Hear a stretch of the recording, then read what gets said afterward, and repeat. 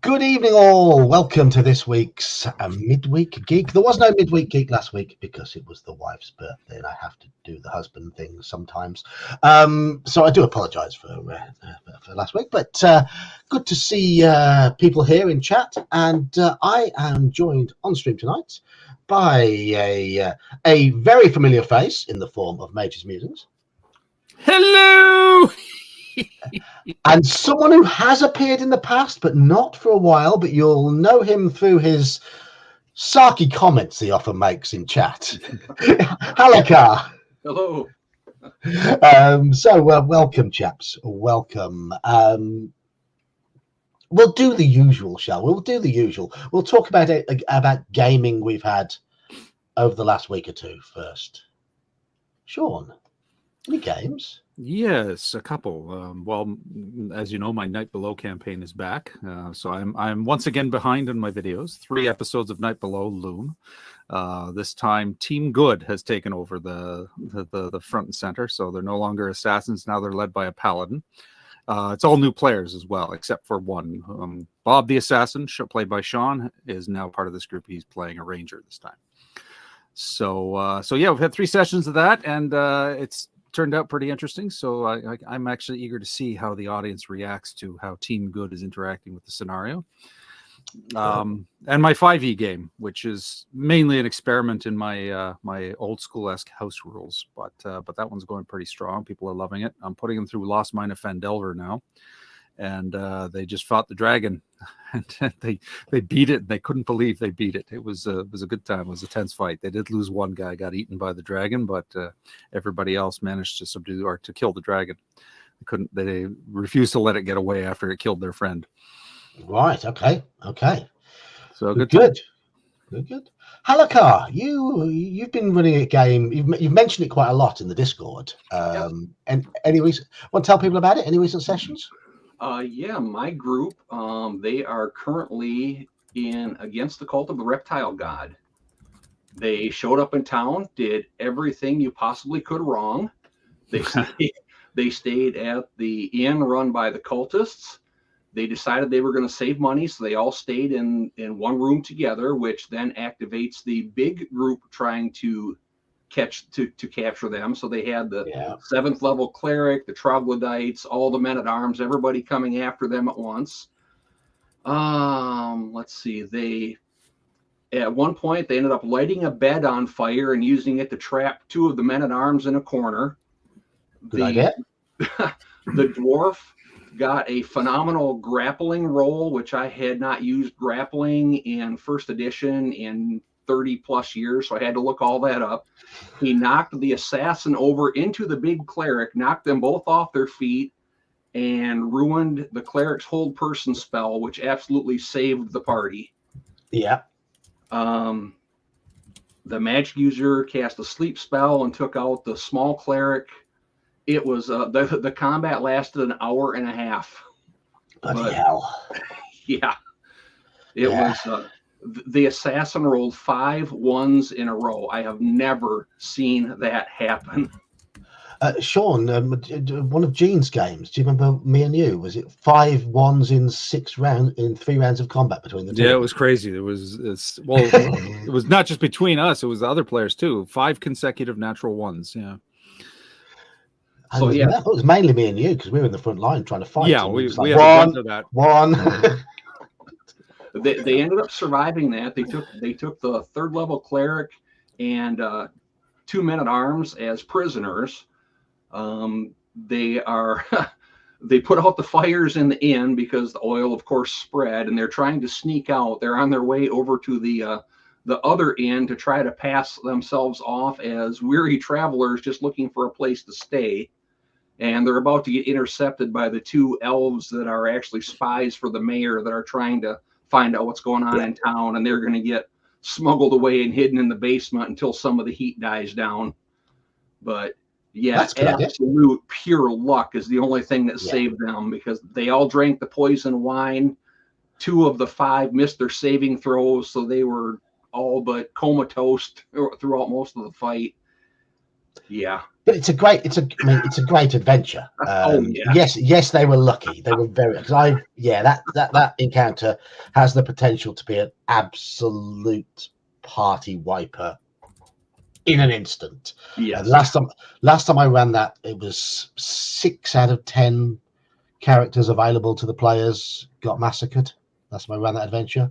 So yeah, it's a rough one. And even then, I overused the elves a little bit to help them. They were having such a rough time. Sounds good to me. Well, we have got more My people. goodness, look at all these people showing up. Yeah. Last time I did a modules one, it was only me and Sean talking. So I take it you've got a bit more experience of these modules, chaps.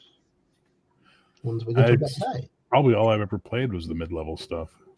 Oh, good. Right. Okay. Good. Daniel's on mute. I know Halakar knows his modules. I grabbed him out of the bookcase for reference. Oh, fantastic. Nice. Right.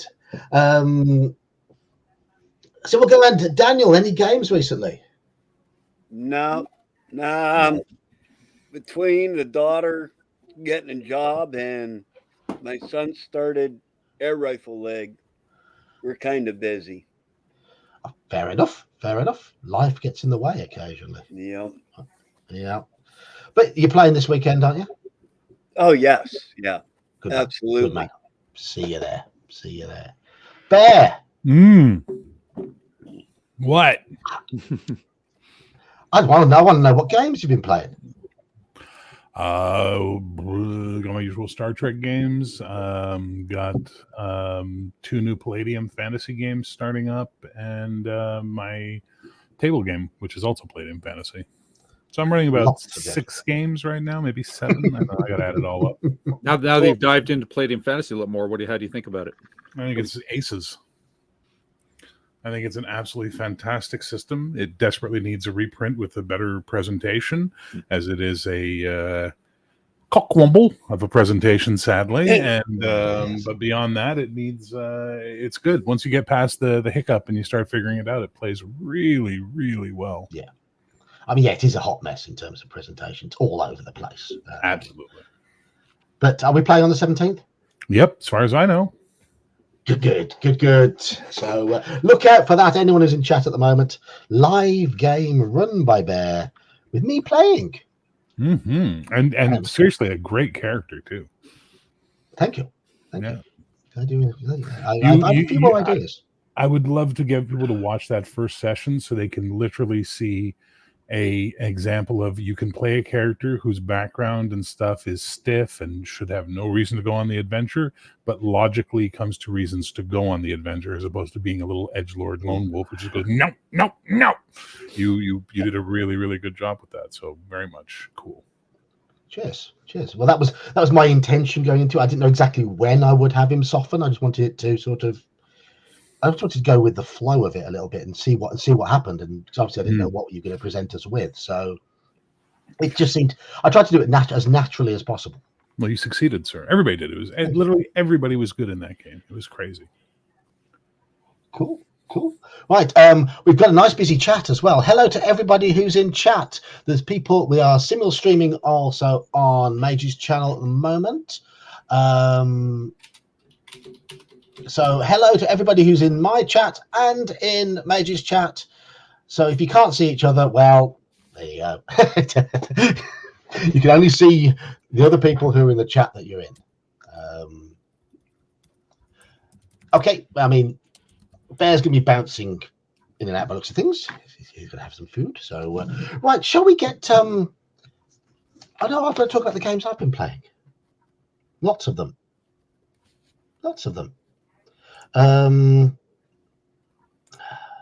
Played some good OSE sessions. The ones I want to talk Call of Cthulhu is really... I've run 3 sessions of Call of Cthulhu in the last 2 weeks. And they've gone really, really, really well. I ran the scenario Missed Dues, which comes with the Keeper's Screen for 7th edition Call of Cthulhu. The players are low-level gangsters in that. which gives a slightly different dynamic to the party because they're not good guys, but they're pretty much scared into doing a mission. And the players did a good job, did a really good job. That's a really interesting little scenario, very flexible. And we're now on into chapter 2, the Paris section of Horror on the Orient Express. We've had 2 characters die in that campaign so far already, and poor Iman is his character is really teetering on madness threshold after only 4 or 5 sessions. He's had no luck whatsoever with his sanity checks, and he's just been pounded with everything that shouldn't be touched so far. He's the one that's touched and has had the worst of the sanity rolls every single time. Most of the others are fine. It's just him. He's quickly becoming a gibbering wreck. So that's going to be entertaining. And they got to hear my French accent all the time through the session this week as well. And I went into a little bit of Francais while I was talking, because there was a family they were talking to who would parler avec each other. Can't remember what that was in French. And I was just bouncing backwards and forwards, but apparently I did an all right job. So, anyway, the topic for tonight. If you remember, about a month ago, myself and Sean discussed low-level basic and AD&D adventures and gave a general sort of thumbs up and thumbs down to them as we went along, talked about our experiences with them, what's good about them, what's bad about them, just to generally go through to give people an idea of what we all think in sort of a bite-sized form. And hopefully people on the panel should be able to talk about some or most or even all of the adventures that I've got lined up for tonight's slideshow. So I'm just going to share my screen, which will move all our ugly mugs over to the left-hand side. Unlike the low-level modules, which I've played a lot of, the mid-level modules are trickier. I haven't tried as many. Well, we've got a few more people in this time, so there shouldn't be so much pressure on you this time. I haven't played all of these, so let's get. Is it this one? There we go. That's our first one. We didn't finish the low-level ones last time. We had a few of the UK series to talk about.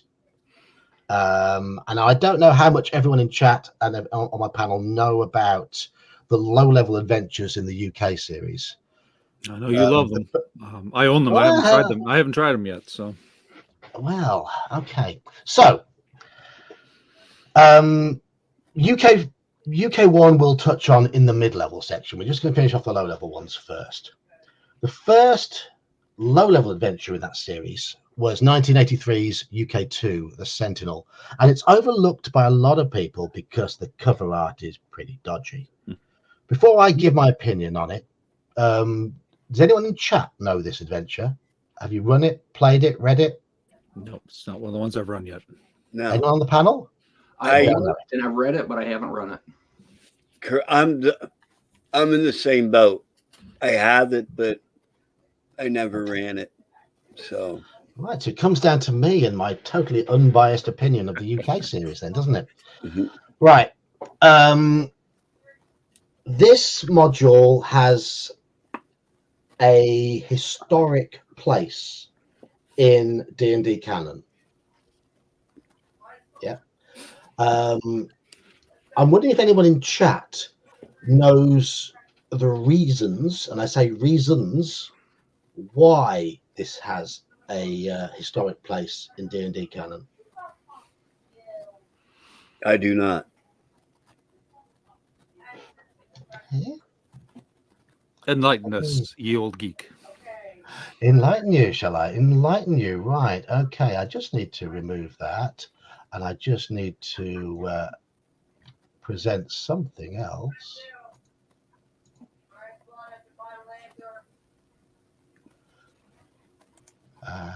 Share screen. I'm a bit slow at doing this. You said it, not me. I'll just slow full stop. Right. Okay. So there we go. I've got the PDF up here, and there, and you see the cover, right? Let's go to the inside of the cover. Now, if you want to cast your mind back to 1983 and how TSR USA presented their adventures. On the inside cover, oh, look at this. Isn't that really handy for the DM? Really, really handy. Extremely useful. Yeah, except for the 2-point print. Yeah. Well, yeah. They couldn't really squeeze it on, but that's on the inside cover, right? Mm-hmm. Then you've got the usual stuff. Oh, look at this.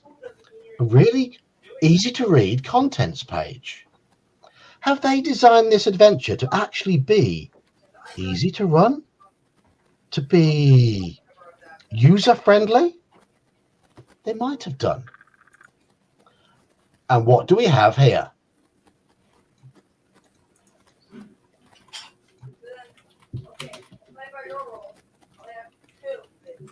What's that down there? Can you see that? I can't read it. It's a description You of can't read Thaco. it. It's a description of Thaco. The description of Thaco. Yeah. The first official TSR product to have that text, that description, and to use the term Thaco. The first publicly released one, because R2, the Investigation of Heidel, which was a RPGA adventure, did it before. But this was the first major release to have that. It told you exactly what it meant, and it says underneath, in most cases, the number needed to hit other armor classes equals Thaco minus AC. Could it be any simpler? Could it be any simpler? Right. We have background, 1 page. Recent events, 1 page. A nice guideline of the adventure, which takes you through how everything goes, where you start. Very short introduction. Rumors. Random encounters. Now look at these, the way monsters are presented here. It tells you the Thaco. It tells you the XP values of the monsters. Bookkeeping is reduced to an absolute minimum.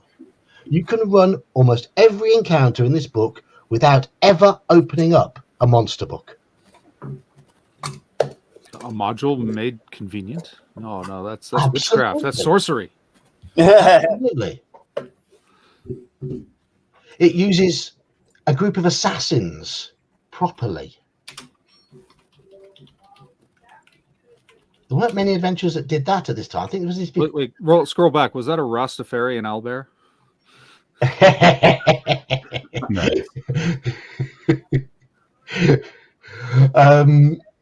So you've got an illusionist in here, backed up by an assassin. Nice little combination. You've got.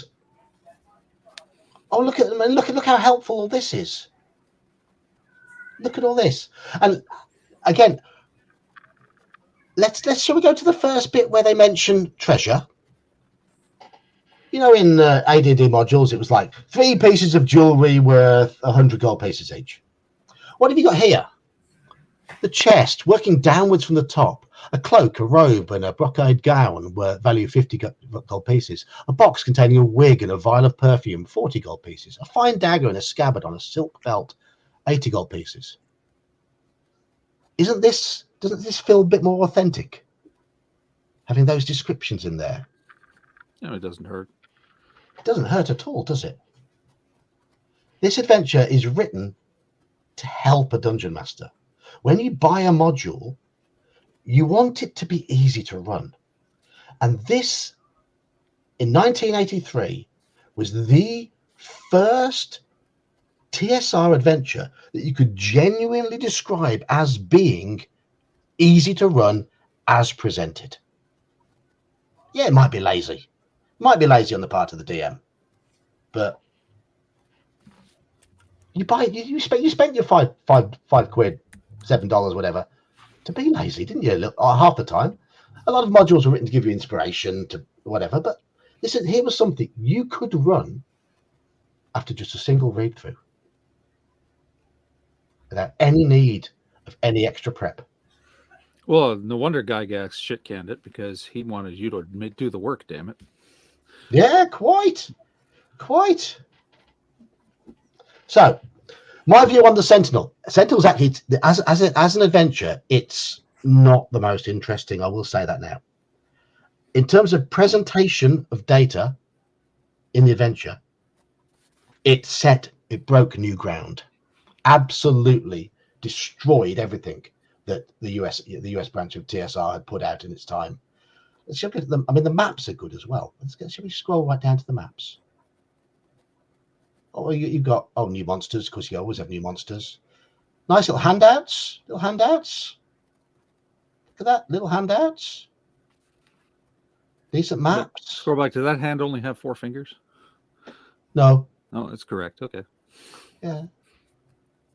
Nice little maps, easy to read. Little player's map. Example character roster, which offers the characters at multiple different levels. 2, 3, 4, and 5. It really does look good. Absolutely. I added it to my list to run many years ago, and it's just a matter of when the players get there. In this case, they won't, because I like to set things in their canon location, which of course that's south of the Azure Sea in Greyhawk. And when my players departed Greyhawk Earth for Faerun, it was like, all right, well, I guess I'm running Forgotten Realms now. They chose to go there, and I'm the DM. I just run it. I just follow their lead. Yeah. I know you run your things. You seed in the adventures and you let them go wherever they want to go. So that's fair. Right, but the best thing about the Sentinel, the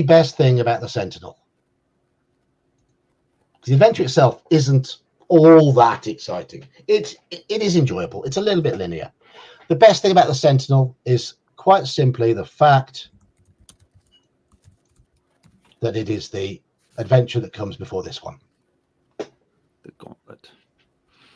I take it none of you have run this one then, if you haven't run the Sentinel. No, I haven't run any of the UK ones. I bought them with the intention of running them, and then that was like 10 years ago, so just hasn't happened. I ran Beyond the Crystal Caves. Right. That's a good little adventure, that is. Yeah, it's a fun adventure. It is, yeah. We'll be coming to that one later. But the Gauntlet for levels 3 to 6, probably pushing the higher end of 3 to 6. The Sentinel I'd run about level 3, 4. Gauntlet sort of 4, 5, 6, because it is a challenge. If you've been on my streams before, you've heard me talk about this adventure. I think it's one of the best adventures TSR ever put out. It follows on with the excellent presentation from the Sentinel, and it's got some real show-stopping moments in it. It is an absolute humdinger. Only criticism I've got of it is it's not long enough, but what you get from it is brilliant. Drunken gnolls, a pitched battle, a siege defending a keep against a fire giant and over 100 hobgoblins. Magnificent. It's magnificent fun. Great adventure. So Sentinel and Gauntlet. Sentinel for me gets with the Gauntlet, it gets one of those, because they combine together for an excellent. It's like Kill Bill's part 1 and 2. Part 1 is part 2 makes the whole thing complete. Okay, there you go.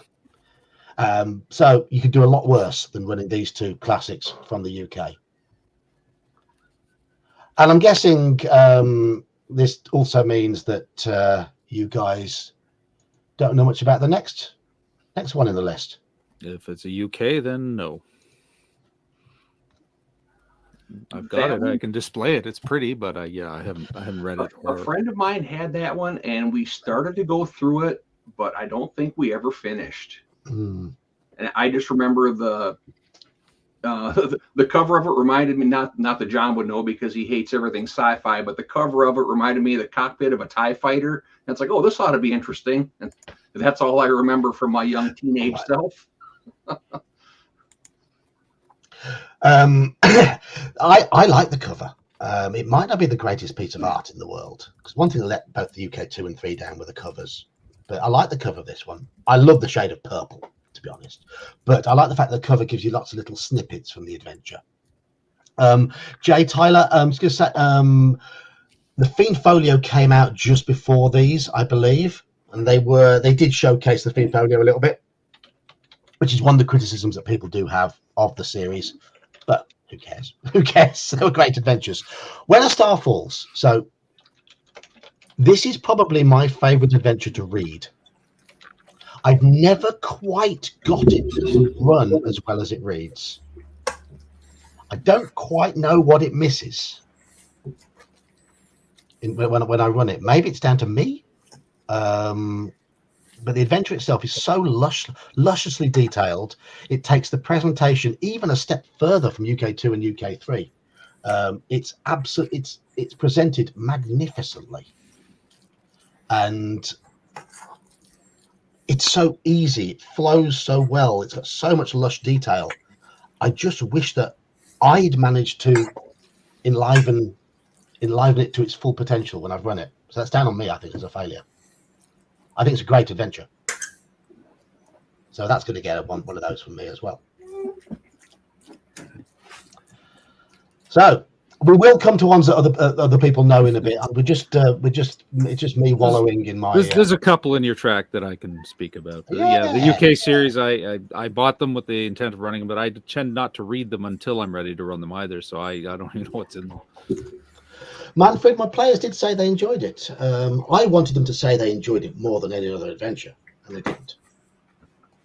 So that's the thing with me. I wanted them to enjoy it as much as I enjoyed reading it and imagining how it would run.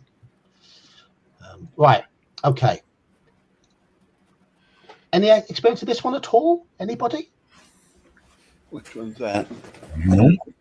UK5, The Eye of the Serpent. I own it, never ran it. Right. People say that T1 is a great campaign starter. If there's one adventure I would start a campaign with ahead of T1 or U1, it's in a Secret Saltmarsh, it's this one. Because it offers you a great excuse to get the players together, characters together. It's a first level adventure, strictly first level, and you can have Saltmarsh or Homlet as the town they arrive in as they escape from this adventure. It goes in nicely, and it's such a gentle adventure that I think only the Thieves and Clerics are going to be second level when you finish it, if they finish it. It does have flaws. It has a wonderful outdoor map, but I don't like the cover. People have said they like the cover. I don't. I think the cover art is awful. Interior is a lot better. There is a path system in there which I suggest people ignore, but it's a first level adventure that is designed for a group of 3 or 4 players. How many times were you stuck when you were a kid to play those big adventures because your players weren't all that into getting loads of henchmen or hirelings, and you only had 3 or 4 friends in the group? Silence. I take it none of you had that problem. No, It depended. I mean, We had that our problem over group here. varied from 1 player and 1 DM to at points where we had to have 3 tables together. Right. Yeah. We never had that luxury. Very much a niche hobby over here. I never had more than 4 players when I was in my teens. So having an adventure that's designed for a small group, and it's a wilderness adventure designed for a small group as well. That to me was a real big plus point. Again, though, it needs a DM to breathe some life into it. It's sorely lacking on cohesive background in terms of actually a real tie in, other than just escaping the predicament. And escaping the predicament isn't always the most interesting thing.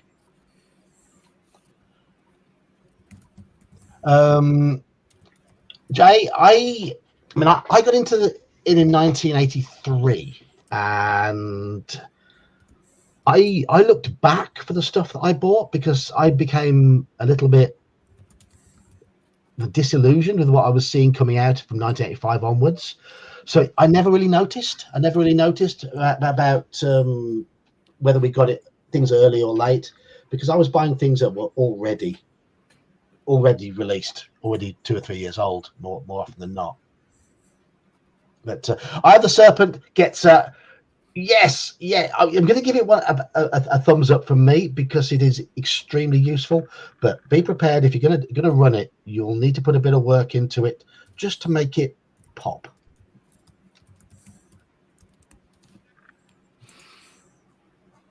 Is this the part where you start throwing lit matches at your family and call it role play? Do you do that often? Yeah. No, I don't. But Missing No seems to. So the next one, I'm guessing nobody's run this one then. All the glitters. No, I've read it. I've never run it. It looks really interesting. I like the idea behind it, but I can't say much beyond that because I've never run it. It shares the excellent design of the previous ones in terms of how it's presented. So we are going to have to skip past this one. I can't give an opinion. So let's go on to ones that you guys are likely to know. The Isle of Dread. Very nice. The Isle of Dread. You guys start on this one then. Go on then. Go on then. Anybody else? All right. I'll Read start. it, never played You it. go first. I ran it as a kid, and we loved it. It reads well, it presents well, and it does well. 30-year-old memories plays well, but I can't imagine it not holding up. So no, it's good. I mean, I think it was kind of like what Keep of the Borderlands was in terms of this is an introduction to wilderness crawls and hex crawls and stuff like that. You got the whole Lost World theme, which if you're not into, you're not into. But you know, for friends who loved King Kong and Skull Island type things, and then it's a great way to blend that with your D&D. And yes, King Eric is right. They did a marvelous Goodman Games update, which was for 5e, which is pretty good. Anyway, anyone else in the panel want to talk about Isle of Dread? It had dinosaurs. That was all I needed at that age. Yeah. I loved it. You had quote unquote Indians, whatever you want to call them. You got your dinosaurs, you got your evil whatever on top of the mountain, and it was a total sandbox. Even though I thought it gave you as a DM everything you needed to make your own setting. So yes. Well, it's a pretty massive island too, and you can run half a campaign just set exploring the island. Exactly. I mean, you can fast track to the key points, but you know, if you do a slow burn, you can also add in a lot. And by the time they get to the temple in the north part of the island, you've had a full rich campaign. Like you said, I actually had one campaign where they never left. Yeah, they got there, they were stranded, and then you make them think, well, I'm into tactics. So then they had to think about supplies and stuff like that. So, yeah. I will say, though, if you're, shall we say, sensitive to certain representations of cultures in a sorcery world, this one might not be for you. Correct. Yes, that is true. It's very much of the early 80s with the Lost World and the sort of the imagery in there. It's the first adventure I ever owned. It came with my expert set that I had. Yep, me too. Yep. Yeah. It's the first one I ever tried to run, and I was made an absolute horlicks of it. I was 11 years old, and I hadn't even read the rules for the game. I tried running this. It was just a nightmare. I have actually never run it since, because I was gonna run it from a more recent group. One of my other players decided to buy a few old adventures, and this was one of them. And I cursed him because I'd been preparing to run it for them, which was a bit of a shame. I love it. I love it to bits. I was very much into dinosaurs when I was a kid. So I still do find them fascinating. I love how expandable it is, how easy it is to drop other adventures and adventure seeds into it. You can drop other modules in it. You can drop in I1, you can drop in C1, both of which are adventures we're going to be covering hopefully later on in the stream. And they just fit in seamlessly. So it's so easy to work with and so easy to develop. I think it's a work of genius. I had a whole campaign on that island that didn't even include. The only thing we used out of that was the map. Everything else was adventures I made based on songs from that time. So the Central Plateau, that whole complex was "The King of Pain" by the Police. There was a dead salmon frozen in a waterfall. There was a midnight sea where there were pearl divers, and if they'd been down too long in the midnight sea, then bad things happened to them. At one point they had to bless the rain because Africa, and I had a whole campaign based on our songs from that time. Did at any point in time the bullet hit the bone? I mean, No. Did the undead rise and they had to dance with the Thriller? Yeah. Was it a dead man's party? You could ask for more. Union of the Snake. There was a Union of the Snake. Oh my God! Hungry Like the Wolves was in there. Princes of the Universe was in there. Oh my goodness! Slightly off on a tangent. Misheard lyrics. I wondered why they were blessing Lorraine. Why they were what?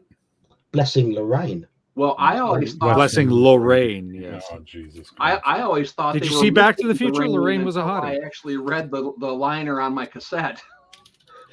I'm going to shamelessly plug Bear's show tonight because this module is co-written by his guest. Zeb Cook is appearing on Bear's Four Color Cafe. I wish I really want to be on there, but I can't. The panel is full, mate. Sorry. Well, no, I would like to listen. That one wasn't out yet. But my son has air rifle leg. So there you go. Yeah. Watch the replay. I will. So, yes, definite. Yeah. Bear's Four Color Cafe tonight on his channel. Yep, indeed. Zeb Cook is a special guest. Oh, I can't wait. So yeah, that's gonna be. It's too late for me. You git.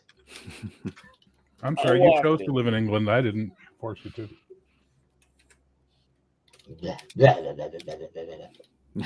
Right. So I think thumbs up or thumbs down, thumbs ambivalent for this one. I think this is I can't stand dinosaurs. I don't like adventures where I have to do half the work myself. And I couldn't care less about the racial insensitivity. It was the 80s. So for me, 1 out of 2, it's a thumbs down for me. I think everybody else is really y'all love dinosaurs, you bunch of 90s college girls. We all can agree about the racial insensitivities. I don't think any of us give two flying. Nothing was insensitive in the 80s. Exactly. No. I understand Bear's thing about having to do half the stuff yourself. So yeah, I agree. Well, that's what the expert system was for, though, is to teach you how to do wilderness adventures. Yes. So it's like we're going to show you part of it. Now here's a big sandbox for you to practice. It was kind of like algebra class. We're going to walk you through 10. Now here you go. Do the rest yourself. Okay. I just want to say to Nerdy Ogre, nobody called Mickey blew my mind, but Tony Basil certainly did. Your pervert's showing. I just saw a special on Tony Basil. She did part of the choreography for one of the musical scenes in Once Upon a Time in Hollywood. She was a huge choreographer and dancer. Yeah, she's been in everything. Yep. And she made less. What did they say? She made less than $5,000 on that song in her lifetime because the music was technically somebody else's or something. It's like Professor of Rock, great station. Professor of Rock is an amazing channel. Yeah. Yes, he is. Yeah, he's good, isn't he? He's good. Yes. Right. Okay, we're going to move on to the next one. So it's a mostly thumbs up. It's only Bear that's the. Yeah, I know. I'm such a contrarian. I know. Yeah. He doesn't like half the stuff we like, but we like. I really don't. We like him anyway. I know. Well, let me go back to the whole doing your own legwork thing. Yay. Now, John, I'm going to mention something science fiction. One of the boons that Modifius has given us with Star Trek Adventures is they have these things called mission briefs you get, which are one-pagers that explain an adventure idea, and then you build from there. That is far more useful to me than a half-completed adventure I then have to go fill out based on all the legwork they did already. I would rather you just give me the idea and let me build it completely, or give me a pre-built complete thing. I don't want to be in the middle. I don't want to be farting around like that. Fair enough. So, I think we should come to you, Bear. Bear, do you know anything about Castle Amber? Never played it. It's a buddy of mine's favorite module ever. He absolutely adores Chateau d'Amberville. For me, never read it, never played it. Not really got an opinion on it. Okay. I've read through Rest it. of the panel? I haven't run it. I bought it, obviously, I've got the old print on demand, and I've been sort of keeping it in my back pocket because I want to run it out. The 5th Ed Goodman Games update as well, which is likely what I'll run first before I run it for old school. But I like what it presents. I like what's in there, but I haven't seen it play out practically. And I think the one obstacle for me is it's one of those adventures that once the players are in, they've got to see it through. They can't just leave like a normal dungeon. They can't just, say, oh, we're injured, let's go back and heal. You've got to see it through. You're trapped until you figure out how to escape. So that's one of those the potential TPKs because they're in for the ride. If you want to have a laugh, over on Mr. Welch's channel, I actually did a voiceover for a presentation by Etienne d'Amberville. So I have a weird connection to this thing that makes no sense in my mind. Right.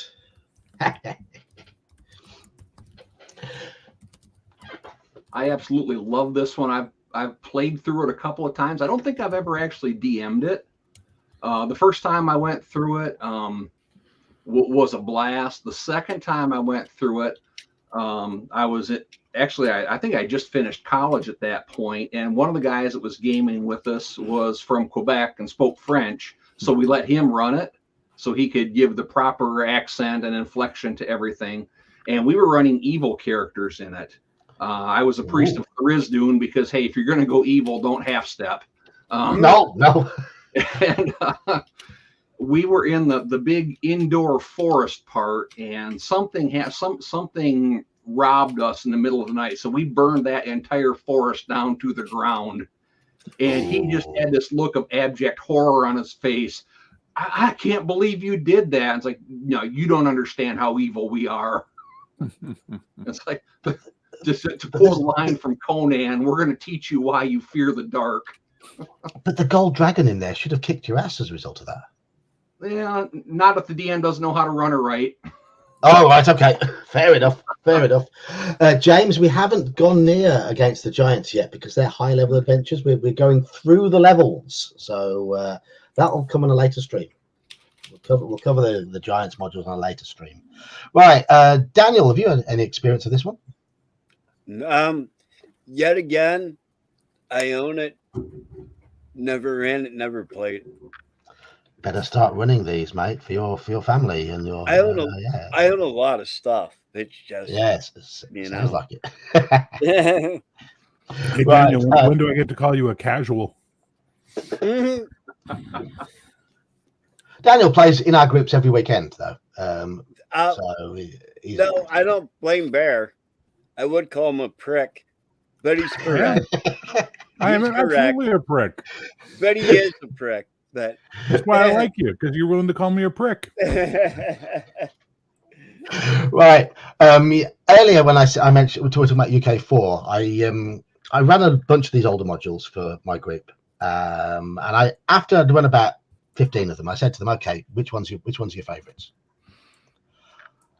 75% of the group, 5 people in the group at the time, so 80%, 4 out of the 5 said this one. Does that say something? I mean, it's very well regarded for sure. I know Bear's not the only one. You know, I've got some I've met people who say, yeah, it's my absolute favorite. And Yeah. I mean, in my circles, not so much, but people I've met online who chat about it. You read a forum, people say X2, one of the best. So definitely looking forward to running it for sure. It's absolutely bonkers. It's very, very difficult for the levels that are supplied, but it's easy to heal in there. So that's the thing. But every single encounter is a potential party killer. There's a lot of very, very entertaining encounters, and the whole flavor is it's dark, but at the same time comical. I love it to bits. Really good adventure. If anything, I wish they could have maybe had the Averoin section as a separate module. And the what section? Sorry, the what section? Averoin? The what? Averoin? For a man who Averoin? corrects everybody else's pronunciation, that's awesome, dude. You're amazing. Averoin? Go on then. I'm not telling you. I'm just letting you do that because it's funny. Averoin in English. Yeah. Okay. Averoin. Sure. Averoin. Yeah. All good. You're doing great. Keep it up. Chateau d'Ambeville. Chateau d'Ambeville. But I wish they could. I wish they'd have developed that section a bit more, made it as a second part rather than just have it feel like a bit of an afterthought towards the end, which it was. I mean, the house is the main part, and the house is fantastic. I love it to bits. It's one of my favorite adventures. So there you go. I'll give it a thumbs up just because my friend loves it, and I also got to watch you massacre Averoin. It was beautiful. What was that again, Bear? I'm sorry, you have to watch the playback. Okay. Right. Next one. Yeah, anything beyond X2, I'm unfamiliar with. I've owned them, but I haven't read them yet. So, anyone on the panel ever run or played this one? I've never even heard of it before. A teleport trap on this for a long time before I figured it out. If this is the one I'm thinking of. There's one part you're walking down a hallway and you walk through a teleporter and it basically turns you around and you head back down the hallway again. And boy, my maps just took a dive after that. And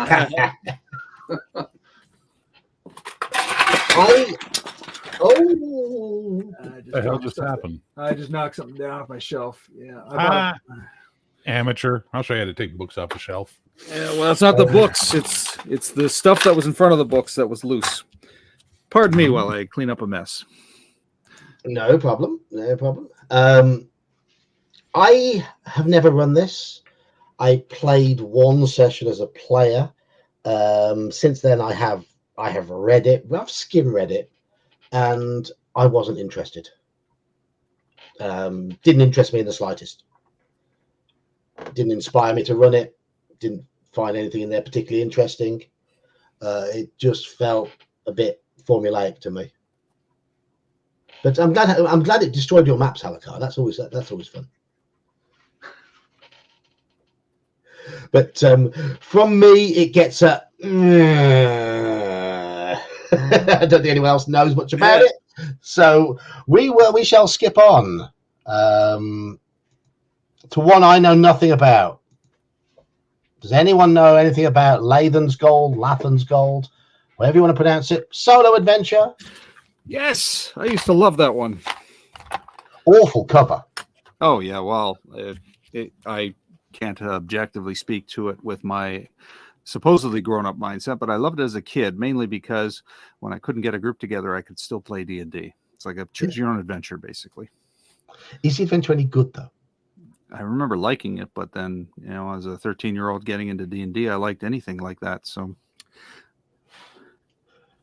but basically, the only thing you really liked about it was that you could play with yourself. Oh my god! Any excuse to play with myself, I liked. Yeah, I enjoyed it. I think I downloaded. I don't have a print on demand. I downloaded the PDF so I could try it again. I never got around to it, but I remember having fun with it. I mean, as far as being able to play solo as a choose your own adventure, it was certainly better than Ghost of the Lion Castle, which I admit I liked anyway, but it certainly is weak. So I'd be curious. Maybe I'll revisit it in the coming weeks, and then I'll tell you how I feel about it. Do that. Anyone else seen this one? Played it at all? I've got it because it was a gap in my collection, but I don't think I've ever opened it. Daniel? No. No clue. No. Yeah. So it gets a tentative from Sean, because he liked it when he was 13, but the rest of us don't know much about it. 37 years ago, so let's not trust my memory too much. No. My nostalgia. I think the cover looks awful, Manfred. I think that cover is absolutely abysmal, but hey ho. Right, we go back to the beginnings of the alphabet now for the rest of these. Slave pits. I prepped it years ago, but never got to run it. I was very sad. I mean, it looked like it'll be a banger, but One thing about the Slaver series is every time they published it in a new version, they changed something about it. They didn't change what needed to be changed. It wasn't always for the best what they changed. I want to say it was in the original, in the Scourge of the Slave Lords collection, where they were talking about the background about how when they first made these for the tournaments, a certain amount of traps, a certain amount of this, a certain amount of that. Each one had to have a new monster. Each one had to have a new magic item. And some of those magic items they took out later on, but they left the monsters in. But yeah, they tried to make them into a cohesive story, which they really weren't meant to be. It was really forced together how they did that. I bet it was good for a tournament, and it was a decent standalone, but really hard. I tried so hard to fit that into a campaign, and it was difficult. It would have taken more work than I was willing to put in. Anybody else? I loved, and I know somebody's gonna bag on me. I love the whole series. Yeah, we're all allowed to have opinions. Yeah. I'm not saying I don't like it. I'm just saying there was a lot of work. There's some work you got to do, but I liked it. And your work on this, I want to know why the mage in yellow has a heart on. Jesus Christ. Wouldn't you? Just saying. Okay, that aside, wow. Look at the redhead. Come on. And just like that, it was no longer a family stream. Wow. I have a bad opinion of these adventures because our DM who ran us through them, we thought they were shit adventures. We found out later from another group, oh no, he rewrote them all to his taste. And so we didn't actually get to play these. I never got to play these adventures. Right. So this Against the Giants and the Drow series, all done by him, all sucked, and all because he rewrote them all to his own pleasure for the game. Yeah. So why even keep the title? Just give it his own. Because he was an asshole. The thing is, though, a good DM makes that all. And Bear, you mentioned the whole series. Hiccups. A good DM will make these rock. I'm sure they will. But this person Right. is the reason I became a DM, was because he was such a shit. And he was the only DM we had that I eventually took up the reins because someone had to, right? Yeah. And later when we found out, when I was discussing these adventures with other people at college, and I'm like, well, then there's not, like, that doesn't happen in that adventure. And I'm like, yeah, it did. And then this thing with Lawton, that never happened in that. I'm like, whoa. Describe these adventures to me. And then they like 5 people described the whole series to me. I'm like, that is not what we played. Jay Tyler's avatar is an owl and it's over Bear's face, so you know what that makes. Seriously, so it means wisdom is coming out of my mouth as an owlbear right now. Yeah. Oh, yeah. Owlbear. Yes. Oh, I just well spotted. Well spotted. That's rather marvelous. Slave Pits, the Undercity. I have mixed opinions of the series as a whole, but I think Slave Pits of the Undercity is one of the best parts. It works well as a standalone adventure. The stuff they did to make it feel more like more natural than a tournament adventure worked. It's very challenging. It says it's for levels 4 to 7. If you're level 4 or 5, no, don't bother. The tournament characters were all levels 4 to 7, and in a tournament, characters are meant to die quite frequently. And if you're going with level 4 and 5 characters, they will die a lot of times. You're going to have good play, really good players to get lower level characters through this series. And I think that's why Scourge of the Slave Lords was redone as level 7 to 11, 8 to 11-ish, something like that. But I think A1's good. I think it's a very good event. I wish it had got a little bit more about Highport, because I think that potentially was a really juicy bit that was glossed over. But I understand why that wasn't in there, because it was got like a tournament start. Mm-hmm. They could have added. It was only 28 pages. They could have made it 32 pages and have 4 pages on Highport and getting the player characters involved and the goings on in Highport, because I think that was a missed opportunity. But I think it's a great adventure, and the Aspies were really tough enemies. And of course, this adventure did prove something. That redhead on the cover is Elwita. She's a dwarf. She has a beard. Scourge of the Slave Lords was 7 to 11, so they were considerably higher. And in that, you actually started this one. You escaped from a slave ship with nothing. You entered that city with nothing but the skin on your back. Oh, right. Oh, so yeah, it starts you off pretty rough, I guess. Yeah. I think level 7, if they get a chance to equip themselves before going in, they're gonna have a decent enough chance. But you were supposed to go to the Temple of Elemental Evil to this, but you got kidnapped along the way. And the captain of the ship you were on was one of the slavers, and he shackles you to the oars, and you watch him dump all your magic items over the side of the ship. Because the cleric in our group, what I say to that. When they escaped, the cleric in our group took his oar with him, and that was his weapon of choice from then on, to the point that the god he worshiped actually blessed his oar and made it a magic weapon. Oh, I like that. That's a good idea. Yeah. But Slave Pits of the Undercity gets one of those from me. Don't know what it gets to the rest of you guys.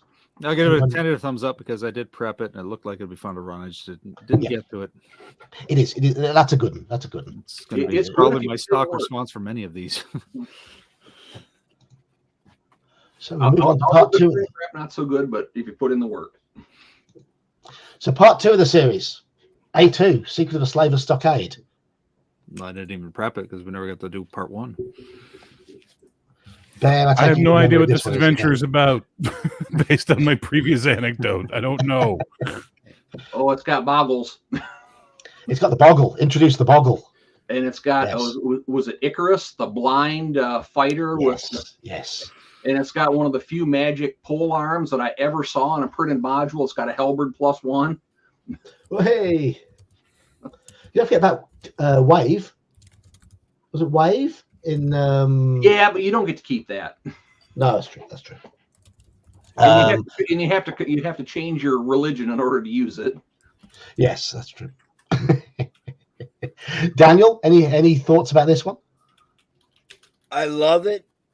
It depends on is a DM or a player. As a DM, it's a very easy TPK. Absolutely, absolutely. Oh, I thought you. they're not going anywhere. But as a player, it's a blast. I thought you were going to say, as a DM, it's very easy to run, and I was going to call you out for saying that because No. no, it's not. a TPK. Easy. It's all right. My opinion of this one: it's an absolute bitch to prepare because it is all so intricate and also interlinked. The map is horrible. I struggled to read it when I had good eyesight when I was younger. Yeah. It's just a blurry mess now. The map is awful. It has. I'm just a thumbnail picture, but look at that thing. Yeah, it's too small. It's too small to read. It has two of the best end of level bosses you will ever come up against. Oh yeah, in terms of Icar and what's her name? Marika. Yeah. Yeah. What's her name? What's her name? The cop.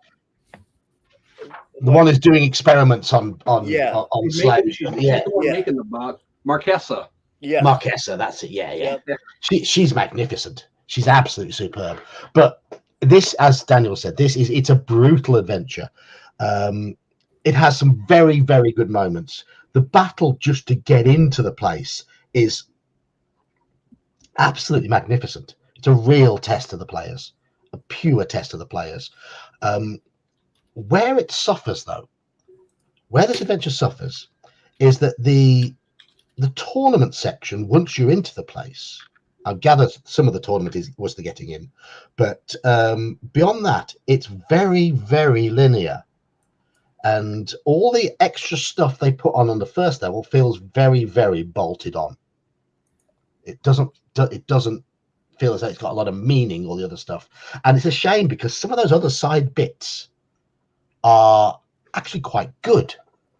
But because the correct route through it is straight through the middle, if your players are the direct sort, they won't see any of that. I wish they'd have adjusted the map so it was a bit more. You could twist through the adventure in a more natural manner rather than just go plowing through this very tournamenty section. The bit underneath is a bit more cohesive, especially with the mongrel men and Marquesa. They're great. They're really, really good. But all in all, it felt a little bit too tournamenty for me compared to A1, and it's an absolute bitch to prepare.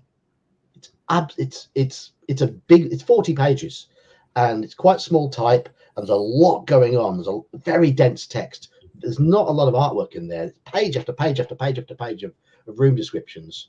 Loads and loads of creatures in there. Tons of humanoids. It's very difficult, and it's very difficult to get it feeling fluid because you've got to keep track of so many moving parts. So it is a real challenge. But if you are the sort of DM who is capable of grabbing the sort of adventure by the scruff of the neck and putting in the work, it's worth it. So it's for me. It has potential, but not. It's not easy, and I like to buy modules for ease of use, and this one really wasn't easy. Okay, third one in the series. This was the very first module I ever bought because it had that cool pirate on the front and it had an ankylosaurus on the back, which ended up being an illusion. But hey, dinosaurs, pirates, a monk, a magic user, it had it all. Then you open it up. Yeah. But again, it had the potential. If you wanted to sit down for a couple of weeks, you could make this into something incredible. Just not out of the shrink wrap. Anyone else read or played this one? No. Is this the one with the volcano? That's the fourth one. The fourth one is getting out of the volcano. This is sort of All right. This going has into it. the absolutely unfinished city of Sudurham. You have an entire city that has like 3 places detailed. All right. No, I own it. Never ran it or played it. But it has probably my favorite weapon ever in this one, but it doesn't show up in either one of the compilations. The Sword of Lions, which is a short sword. If the sword is in its sheath, you are invisible. If you draw the sword is invisible, but you pop back into being. So it looks like you just have a clenched fist. That's cool. Yes, that is like that that. is good. That is good. Really good thief's weapon. So, right, I don't know if any of you have seen my review on this one, but I think it's an absolute bag of shit, to be honest. Right from the very start, And a very linear tournament forced dungeon. to lose at the end. I love the cover. And this let's just summarize this one. A very linear tournament dungeon. Yes, there's things like the illusionary Ankylosaurus. That's interesting. These are interesting encounters that don't make any real sense. Then you get to Sudurham, which, as has already been said, it's unfinished. That should have been the best bit, in my opinion. That could have been the best bit. A town filled with thievery and slavers. Fantastic. But no, it was just utterly unfinished, leading to another really linear dungeon and a gotcha at the end. The slavers looked fantastic in this picture, had so much potential, but they were just there to beat you to a pulp at the end to capture you. That was it. No personality. Nothing at all. Waste of space. I hate the idea of that railroad conclusion where they have to capture you to set up the next module. It's like, you know what? Yeah. Sorry, let the dice fall where they will. If the players beat the enemy, then so be it. They beat the enemy. They're a group of like 7th to 10th level NPCs packed with magic items and powerful spells. Doesn't matter. The dice are fickle. But they're against a party of battered and bruised levels 4 to 7 adventurers. Yeah, and yeah, the odds are stacked against them 100%. But absolutely, what does the DM do if he set up the module, he's got to do the next one, and the dice favor the players, and suddenly, oh shit, the players are winning. It could happen, yes. It could happen. It could happen. Yeah. Then they get a pirate ship and go roll. And they bugger off and never play the 4th part. But no, it was a complete damp squib for me. Complete damp squib, which is a shame because I think the cover's fantastic. Which takes you to the 4th one in the series. Hello, Hungar. Anyone played this one? Yep. I hated it. Why? Well, when I ran it, I couldn't get anybody to actually think. Oh. You know. That sounds like a player problem to me. Yeah, exactly. Yeah. Right. We've all now heard the term jacquaising the dungeon. It should always have been jacquaising the dungeon, not jacquaing the dungeon. This was done in reverse. One way in through a horrible that horrible pseudo TPK at the end of A3, which was a shame. If that was required to start this one off, but this actual adventure, once you're in there, I think it's magnificent because there's one way in, there's 4 ways out, and then they've got to try and take over the ship and get the magic item, their own stuff back at the end. It's brutal. It's really, really difficult, but it's a lot of fun, and it really tests the creativity. And I can understand guns if your players didn't get it and didn't think, oh, it would have been a car crash. Thankfully, my players did think. They loved it, really, really enjoyed it. I think it's a really different challenge to put a party of mid-level adventurers with nothing but their loincloths in a dungeon, which makes simple zombies and kobolds dangerous again, because the party can't even see them. It's pitch black. They're stuck in darkness. trying to find their way out of a dungeon. And that's back when infravision was actually infravision. It wasn't see in the dark. Absolutely, absolutely. So the giant sundew was actually the same temperature as the sand it was on, so you couldn't see it. Hungar has a $2 solution to this module. Absolutely, Hungar. And that's $2 to Sean by looks of things. Mine. Yeah, no. Thank you, Hungar. Yeah, cheers, Hungar. Kick him in the nuts. Well, if you can see them. If you can see them. It's the only adventure I've ever played with a mid-level party are wailing on a single giant crab. The giant crab manages to behead one of the player characters. They just can't hit it. Because they've all got improvised weapons and they're struggling and they can't see properly. And yeah, it's great fun. I loved it. It's twisted. It's really, really twisted. And I think it's great. Yeah. Did it introduce the Myconids? Yes. I think it did. Yes. And for that, we should be eternally grateful because I think they're a wonderful addition. And there we go. Hungar's member for 14 months of my channel. Hungar, you star. Yep, definitely has to be yours. I don't do memberships. No, you should. When I can offer something other than my videos, maybe I want to offer something. I mean, I suppose I offer my Discord with the games in there, but no, I love A4. I think it's a really good adventure. So it gets one of those from me. I agree. And the Cave Fisher, yeah, another good one. But yeah, it was 3 ways out or 4 ways out, all with different challenges, and it involved a lot of toing and froing to find. They were using things like tar and bones and reeds and trying to lash together to make clubs and torches. You can fill your loincloth with wet dirt and use it for a sap. I remember that. Yep. Absolutely.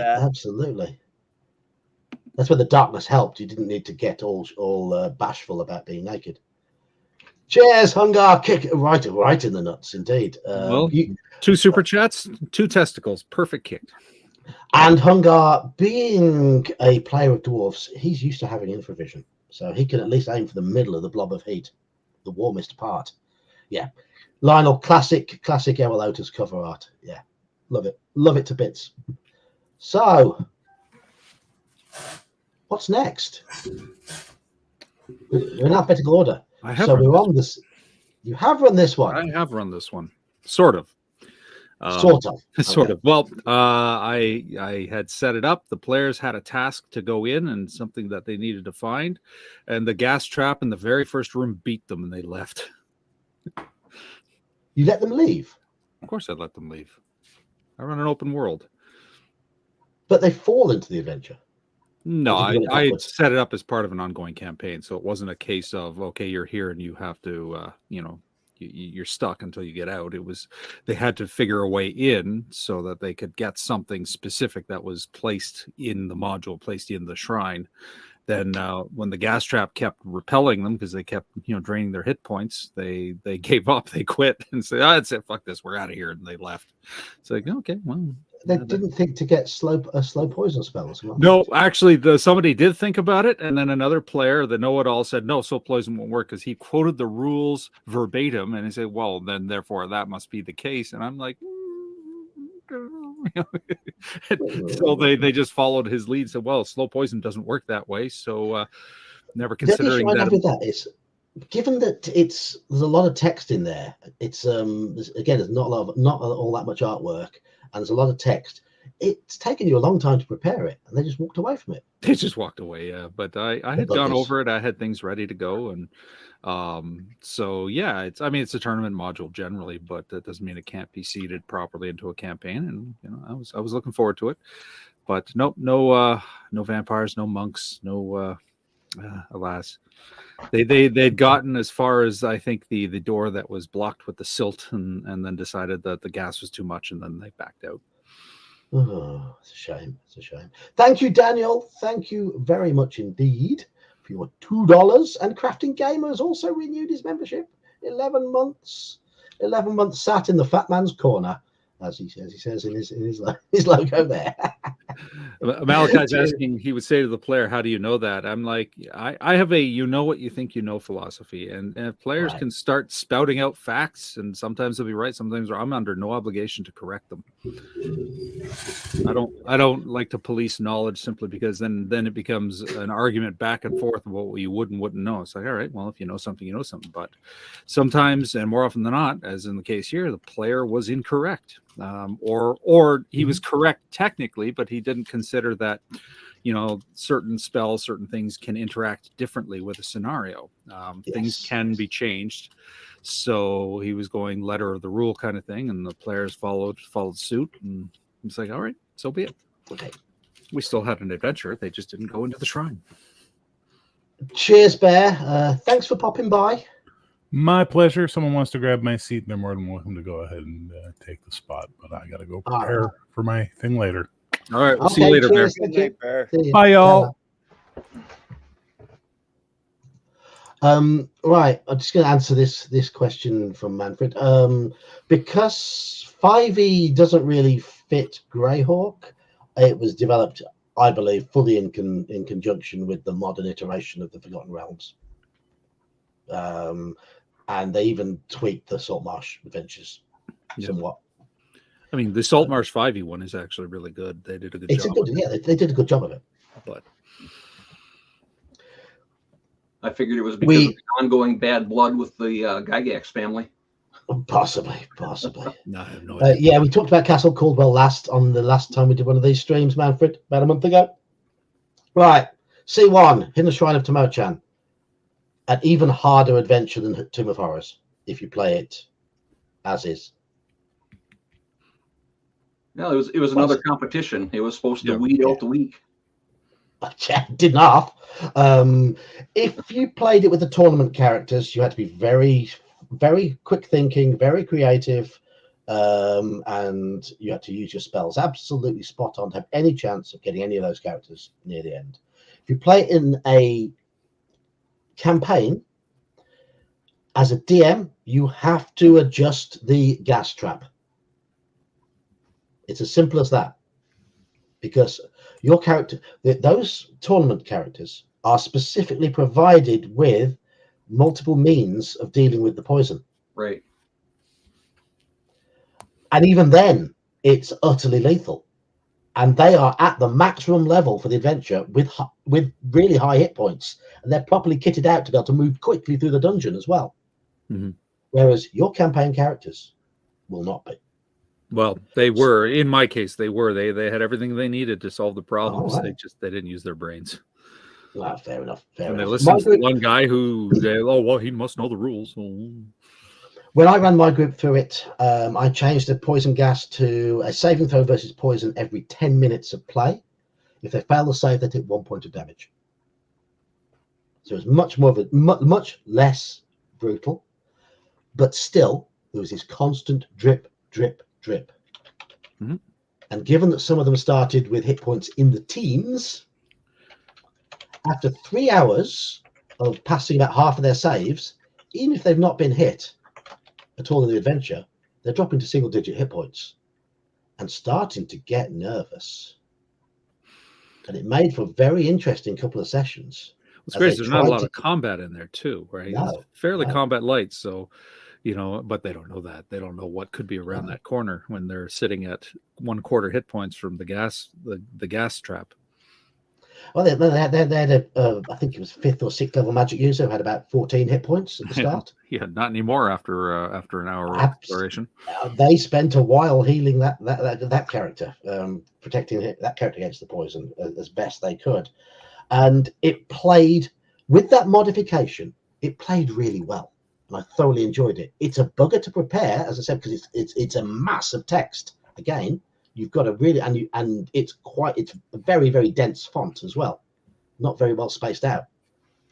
Presentation's a bit iffy. There's some decent artwork in there. It's got a little art booklet at the back. It had, hadn't it? I think it had got a little art booklet at the back, which is always nice. But I like it. I like the theme behind it. Unfortunately, a lot of those themes are only for the DM's eyes, but it does make it an interesting read. all the Mesoamerican stuff. No, yeah, I think it's a good module. I didn't get to play it, to fruition, but it's definitely one I'd want to run again. And it's a good challenge. It's a good challenge module. Yes, problem absolutely. solving.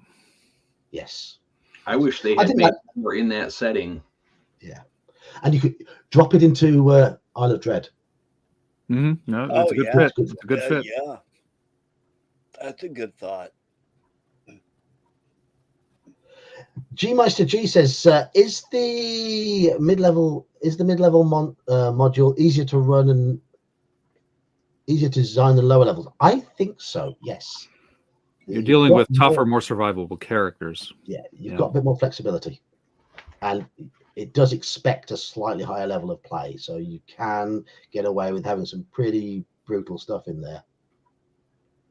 I didn't forget to ask Daniel, have you ever played or run this one? No. The group I played with,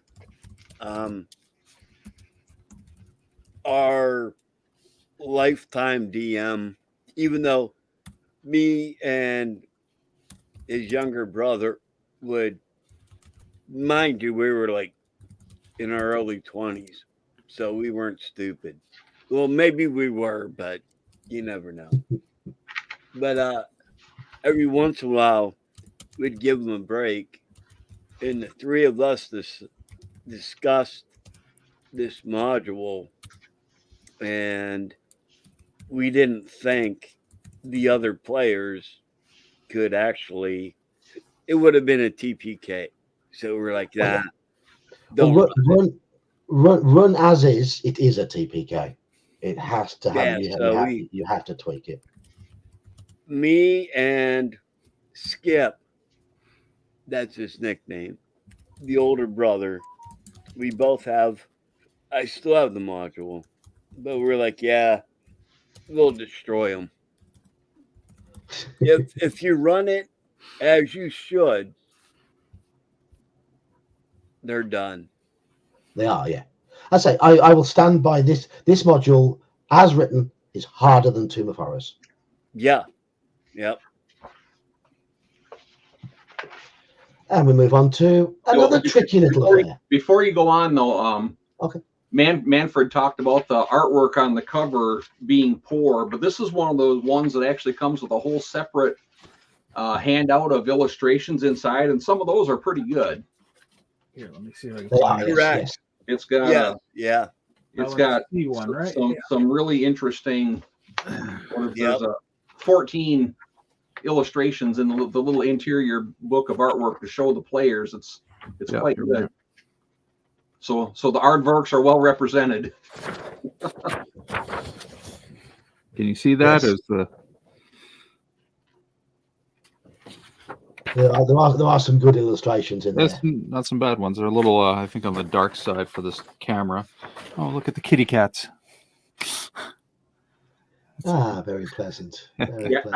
I like the one with the two columns overlooking the whole city on the next page. I think number 9. I think that's a good one. All right.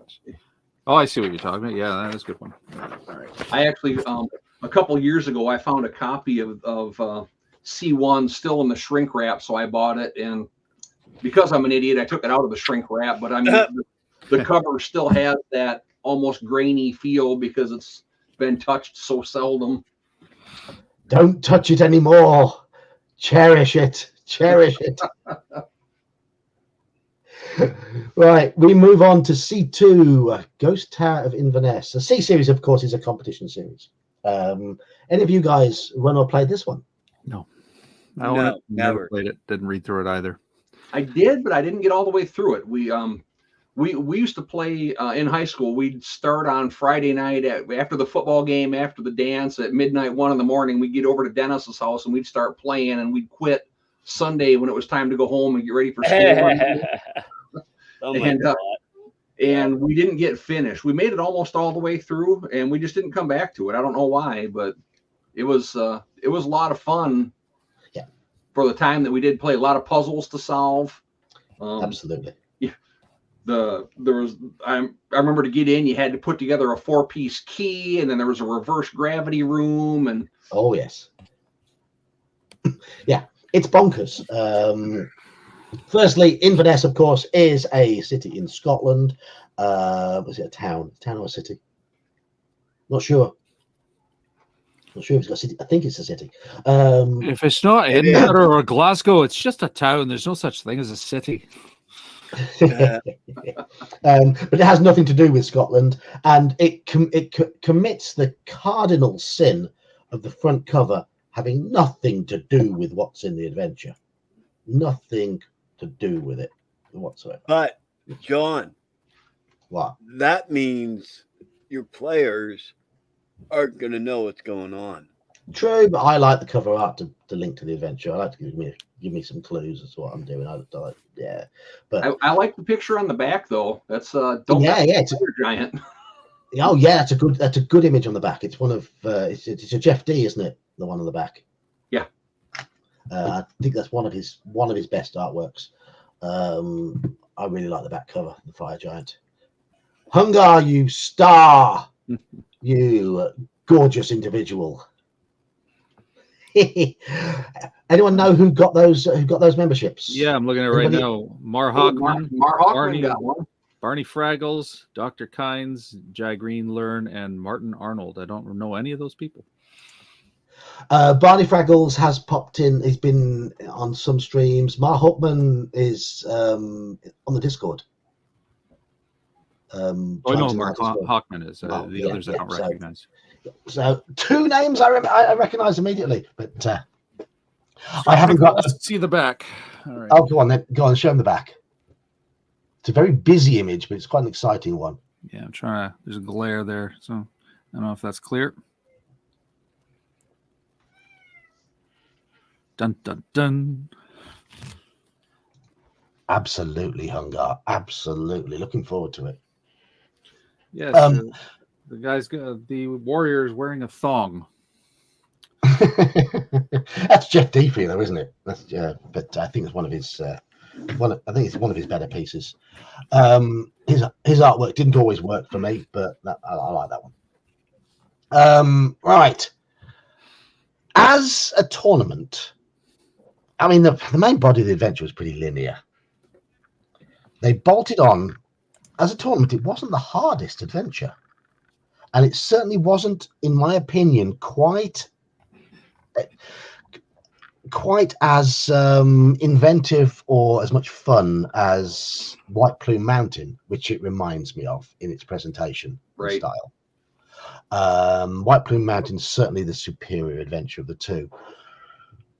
I ran it for a group, and I added in all the extra bits and pieces and all the extra encounters, which made a tournament of moderate difficulty into a campaign adventure of very high difficulty, because some of those encounters really do push the difficulty. Those extra campaign encounters that they add really do push the difficulty level up. But it makes it. I think it does make it a better adventure. I quite enjoy it. I like those puzzles. They don't make a lot of sense in the environment. Like that reverse gravity one, it's a lot of fun. It doesn't make a lot of sense, does it? But it's a lot of fun. That's what it is. So it's. I think it's an enjoyable module. I don't think it's one of the greatest, but in the end, enjoyable is all you really need. They can't all be top tier perfection, but when all is said and done, everybody comes away from it saying, "Wow, that was a good time." Then you've succeeded. Yeah. I didn't leave Sunday night saying, "Man, I wish I would have stayed home and studied instead." No. My players enjoyed playing it. It is potentially lethal. It does show you how to score your players if you're in the competition. Absolutely. This one specifically, though, doesn't give you an overall. Here's how you score for competitions. What's up, baby girl? By accident. So yeah, I mean, I like it. I mean, I don't like it loads. I just like it. It's just a pleasant adventure. Tried calling you, Daniel. We're hearing your phone call. You might want to mute. All right, love you.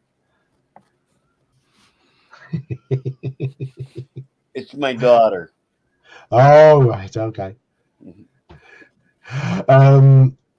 I mean, Manfred, if you don't remember a great thing about it, is that on the DM or the adventure? I don't know, but I like it. It's one of the ones I think I gave about a 7 out of 10 to in the review. It's not far from perfect.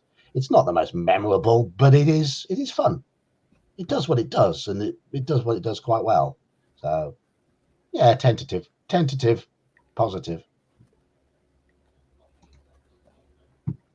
Small image for this one. Which one is that? It's Parkinson artwork. C4 to find a king. Yeah, I bought the PDF, but I haven't read it or played it yet. Any of you guys know this one at all? Or are we going to skip straight on to another one we don't know? Yeah, skip. I've got it. The fact that there's not even a crease on the seam tells me what I've done with it. Anybody in chat know anything about C4 to find a king? The next one. The problem for me was I liked C1, I liked C2, I hated C3. I didn't buy C4 or C5 at the time. Wasn't interested. Well, C4 is very explosive. That was a bad joke. Never mind. Oh, yeah, that's the joke. If there's such a thing as silly putty, isn't there such a thing as serious putty? Yeah, that's so we don't know much about C4. Yeah, nice cover art from Parkinson, but apart from that, don't know. Apparently, it's Celtic. According to the back cover, it's Celtic. Oh, maybe I should read it. Maybe not. And it was run at Gen Con 15. 15 or 16. I don't have my glasses on. The Bane of Llewellyn. 16. It was followed by C5. This was the follow-up to it. Bane of Llewellyn. Yes. Nope, haven't played that one either. Again, picked it up, bought the PDF, meant to seed it in somewhere, and just it hasn't happened yet. So I just want you to pronounce that. Llewellyn. Manfred is trying to get my attention. What's up, Manfred?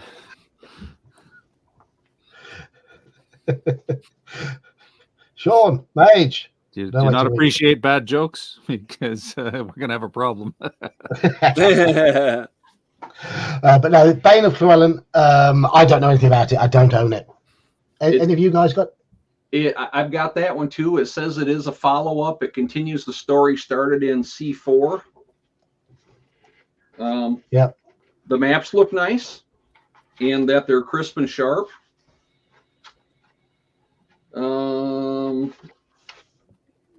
There's a cat with a shiny necklace picture inside. Is that all you've really got to say about it, though? Yeah, that's about all I've got to say about it. Yeah, I don't know. Again, I bought them because I didn't have them. We are quite the learned panel.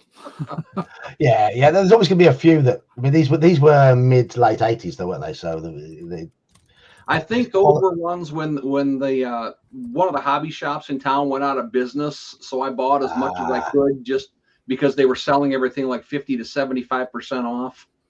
So I just loaded up on everything I didn't own. Elf Bates chimed in. He remembers the module being a letdown from what you expect on the cover. There you go. Well, yeah. You got a hot chick. Riding the pterodactyl. Yeah. Own it, never played it. It looks like a pteranodon, not a pterodactyl. Oh, yeah. Sorry, I'm pedant. Dinosaur pedant. There's John going all technical on us. Okay. Let's come to one that be a copyright infringement of Terrakian. Okay. Dragons of Despair. Yes, I used to own that, and I did try to run it once. And at the time, I was, I think, 15, 16. I was into Dragonlance at that point. And you know, in your 15-year-old mind, you think, oh, the players are going to play it like the book. No, they do not. So I mean, it's well put together. It's like a well presented module, and I even like that sheet music you get for Golden. If you happen to have a player who can read sheet music, you might actually get use out of it. But it's linear as fuck. Oh yeah, man! It is. The presentation is good. The cover art's good. The maps are good. Say the sheet music and all of that. But yeah, anybody else played it before I come to what I think of it? I did. I had read the leading up to this in Dragon Magazine. They had a series of short stories about the main characters in the Dragonlance books, which I thought were pretty good, except for the one about Tasselhoff Burfoot, because he's a frickin' Kender, and well, they should all die in a fiery pit. But I was so excited when this module came out. I bought it the day it hit the store that weekend. We got ready to play it, and I was so disappointed. So I didn't even buy the rest of them. It's like, yeah, this was a waste of my time and money. Never looked back. Yeah, I mean, it expects you to follow the trajectory of the established story, and it's like, that's not good. That's not good at all. Yeah, you are in this world, but these other people are shaping it, and you can't change what they're going to do. Or you can play the main characters, and you still have to go through the beats. It's like, yeah. Mm-hmm. But it was one of the ones that had the 3D kind of maps, like in Ravenloft, and that was kind of cool. Oh, it's beautifully presented. It's you flipping through it, and you know the aesthetic is there. The extras, the artwork is, well, it's Larry Elmore. I mean, hello, top of the line, right? But as a module, it doesn't play like a D&D module. It doesn't play, it doesn't allow for the agency. And if you play for the agency, like I often do, then the first thing that's supposed to happen, the players are not going to do. They're going to go off on their own, and you just chuck the module out the window. So, Daniel, what was your opinion on this one? One, I don't like the setting, and I'm being nice by saying that. Two, these are so railroaded, it's stupid. And if I could find the modules, I would actually use them to pick up the dog crap in my yard. Yeah, I agree with you. I like the setting. Dragonlance, I think, is a fine setting, but the offerings that they gave us within that setting, I'd rather just go buy the books and read the books. Right. Cheers on that. That internal artwork this got some good stuff in it. It has. Oh, the artwork's amazing. Don't get me wrong on that. But other than the artwork, it was homework to read either the modules or, for me, the novels. It was just, oh my God. Tanis is always bitching and whining. Raceland is always the grumpy little skinny twat. It's just... You pronounced that wrong. Yes, you did. Yes. What?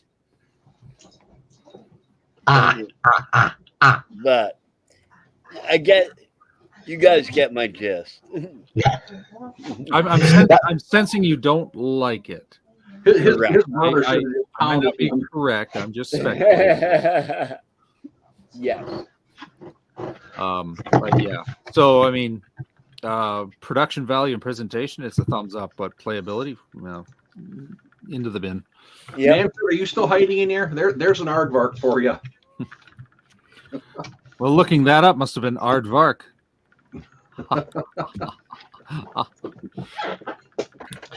Okay. I've never reviewed DL1. I've never run it. I did attempted to play it a couple of times as a player. Hold on, I got you, Manfred. Go on, give him his aardvarks. Okay. The Lost City. Pretty aardvark. The Dragonlance, of course, it was Tracy Hickman's campaign world.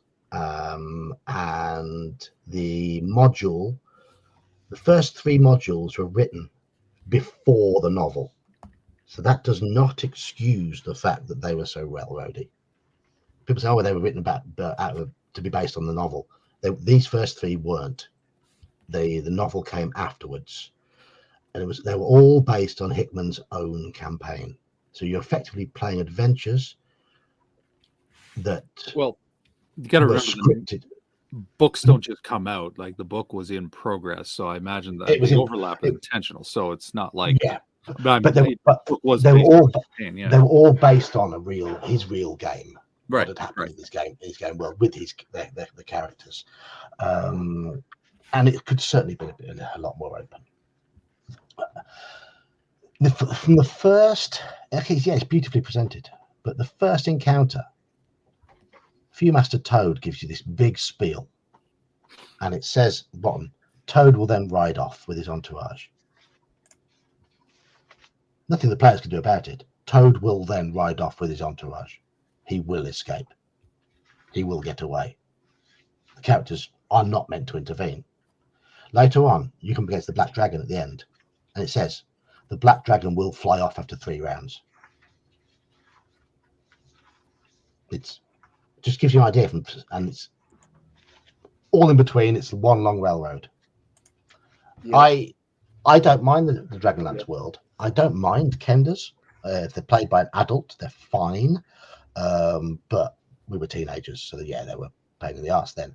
But I didn't mind the characters. I liked the stereotype dwarf, for example, and all that sort of thing. Oh, I love the stories. As a kid, I read yeah. the books. I devoured them. I enjoyed them.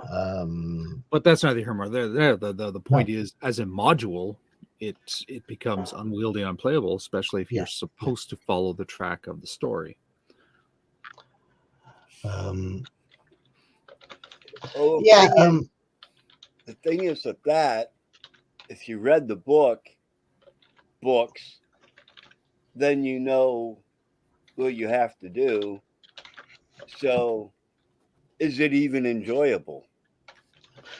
Elfbait, thing here, the problem is for the module to make continual sense, there are certain people who have to survive.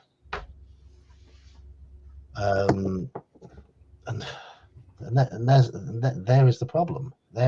Yes, DMs can make adjustments and whatever, but they're all written to be so utterly linear and so predictable. And you're playing somebody else's story completely, beat by beat. Mm-hmm. It's just not interesting. And the shelves in my local hobby shop were flooded with the DL series. For the next 2 or 3 years, it was just another DL module, another milked over and over and over. And there was just no creativity coming out of TSR at this point. I hate the Dragonlance modules, all of them. Burn them with fire. At some point, I will probably go back and buy them just so that I have the full set. I won't ever touch them. They'll sit on my shelf and collect dust, but just so that I can fill that open spot on my shelf. Yeah. They look pretty. At some point when I die and donate them to someone, they'll say, wow, he had a whole collection. Yeah. So they will be worth money. They're vintage. So yeah, I've got no experience with any of the modules beyond the first. When I was pricing up all the various AD&D modules and D&D modules on eBay about 4 or 5 years ago, most, with the exception of DL11, most of the series were the cheapest modules available, which shows how common they were, what people thought of them. Yeah, but they're pricey now. Yeah, they've gone up, haven't they? So DL2, never read it, never played it. Very pretty cover. Don't want it. Agreed. Doesn't appeal. I see a non-Dragonlance up next. What is it? Yeah. And I've heard DL. There's one of them, DL3 or DL4, that's meant to be all right. And most of the reviews of the series say that DL1's one of the best ones in the series, if that's one of the best ones. Oh, we're coming up to one of my favorite modules ever. So we're just going to skip past DL2. No, thank you. I just have to say that I've never played it. I've never even read it. So, hello, Ice Hitters. There we go. Right. Okay. Want to run it? Never have. Sadly.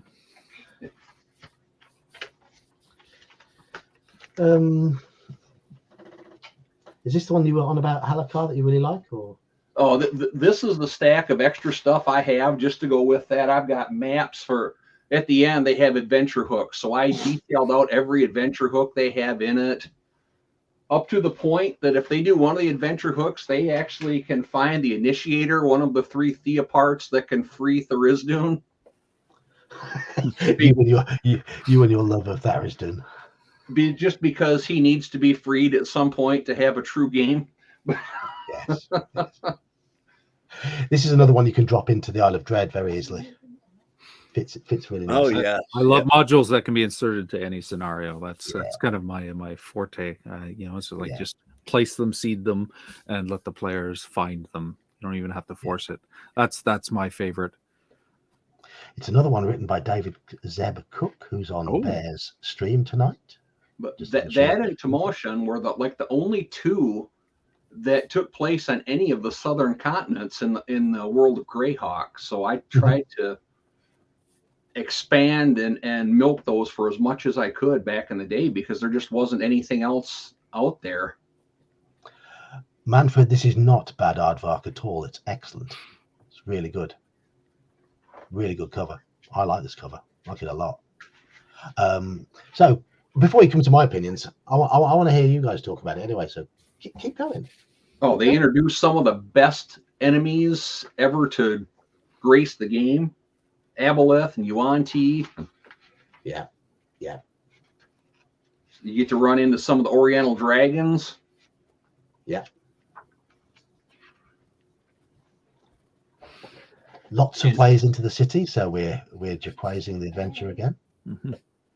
And the city itself was so big. I mean, you could do, as a DM, you could make it whatever you wanted it to be.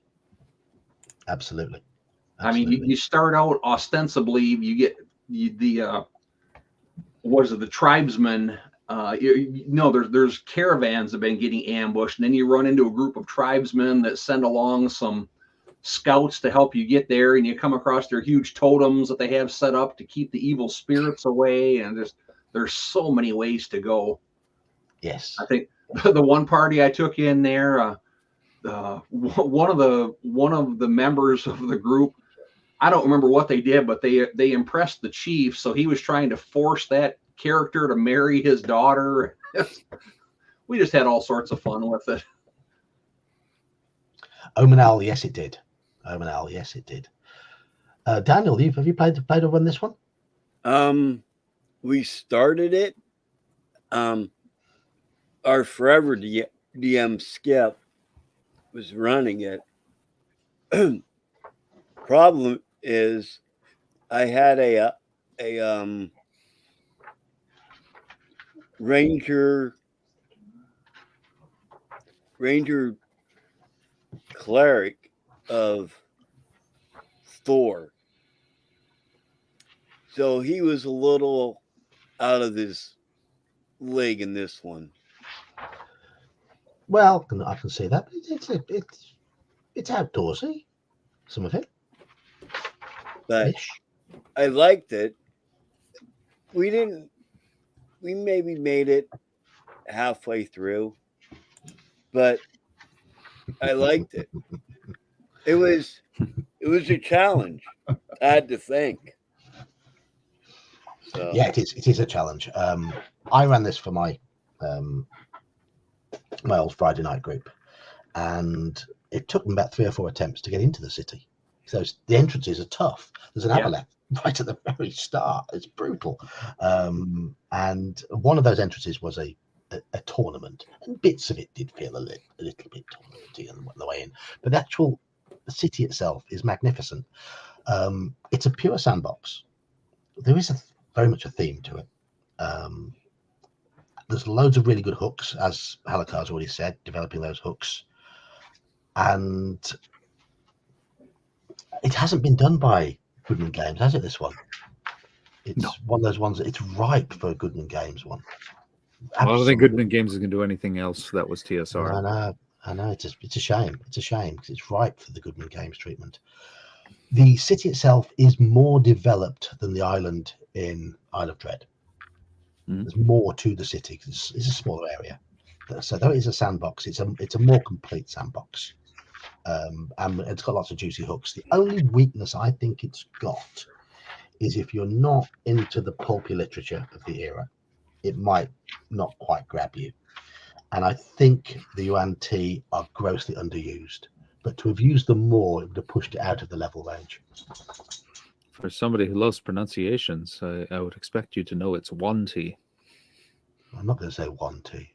Well, that's according to the creator. That's the pronunciation. They're the Yuan-Ti. That's my first two wives. Yuan-Ti. They're all Yuan-Ti. Yeah. You could really play this with a Tarzan bent to it, or you could do, yeah. Doc Savage, or any of the old 20s and 30s Pulp Fiction, Lost in the Jungle kind of feel, if you wanted, if that was your thing. Oh yeah. Yeah, it's definitely one that's on my priority list of wanting to try, wanting to run. I just haven't gotten there yet. Too many adventures, too little time. Yeah, I think it's a good one. I mean, I do think it's a good one. I think it's. I love there's all the little factions in the city. You can play them against each other. I think that's good. The especially the Mongol. I think the Mongol. I love Mongol men. I think they're great. And it has that flexibility. It's one for. Don't ever start running this adventure and think you're gonna get through it in a few sessions. You're not. There's a lot of adventure in those 32 pages. Mm-hmm. It's a good one. So thumbs up from everyone for this one, I think. Oh yeah, big thumbs up. Yep. I liked it. Yeah, own it, haven't run it or played it, even read it. So the Roost, you can run it like the races are tolerating each other, though the idea is that the Mongol men really are like an oppressed sort of on the edge of society sort of grouping,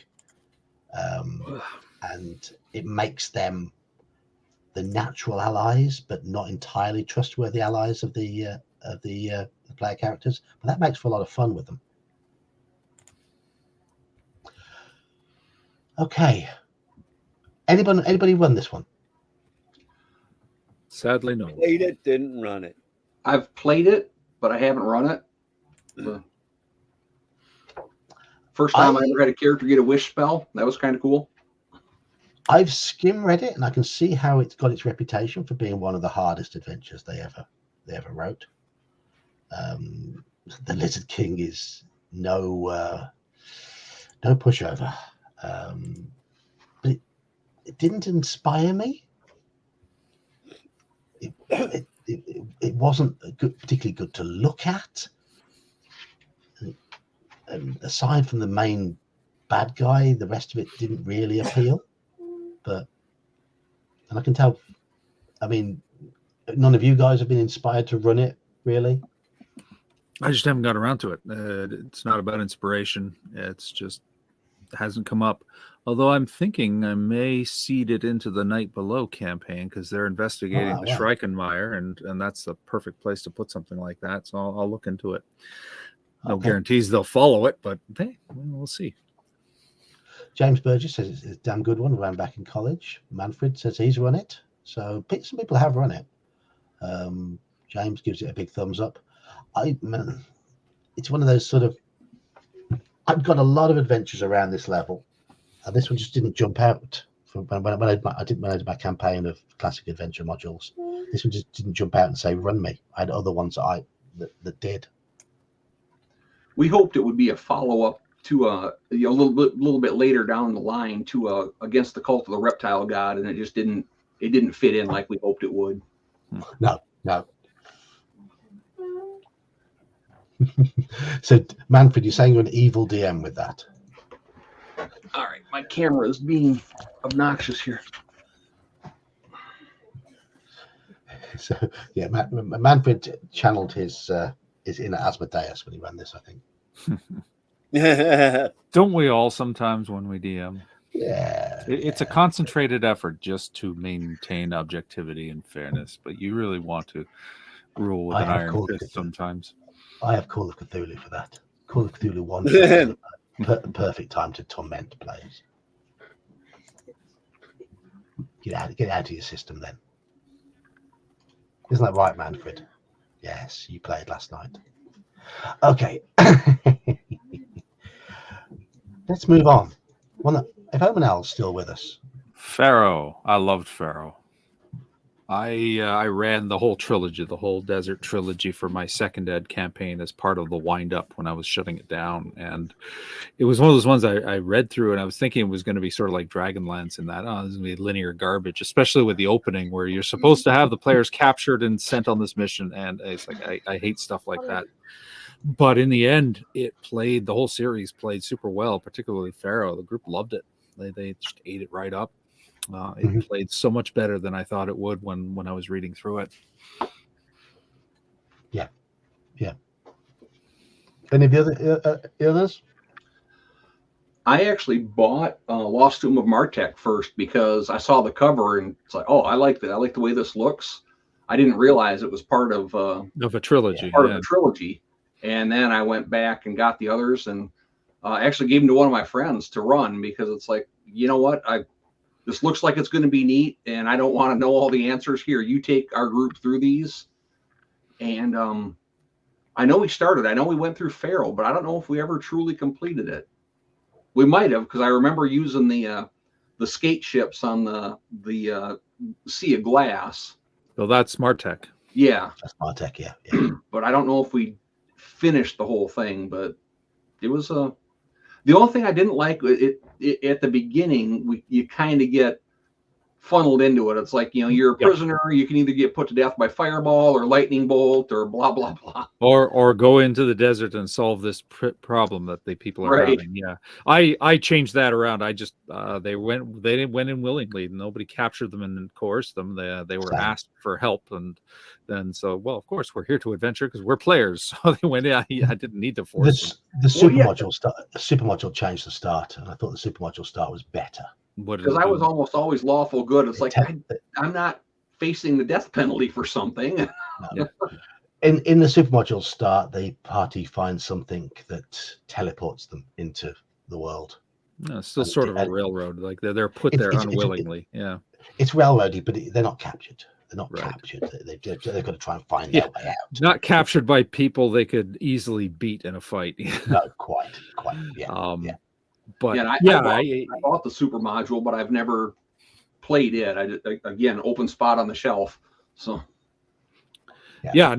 Pharaoh's a thumbs up. It plays really well. It's it's got some stuff cooking there. Got some tricks, some things that you won't expect, and it's sandbox enough that players can take their time. They don't have to run a gauntlet and can't turn back. They can withdraw and rest, and so. Except in the adventure, there is a bit called the Gauntlet. Yeah, but that's one part of it. It's not the whole thing, right?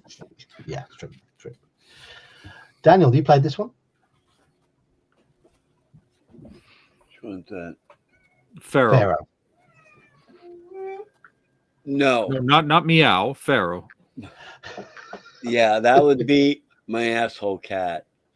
No. Hey, what you do with your cat's up to you. Yeah. I own it, never played it.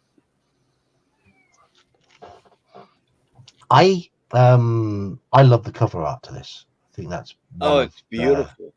It's lovely, and it's quite surprising art for the artist. The artist Holloway, known for being his quite sort of irreverent sort of art style. I think he's done a really good job on that cover art.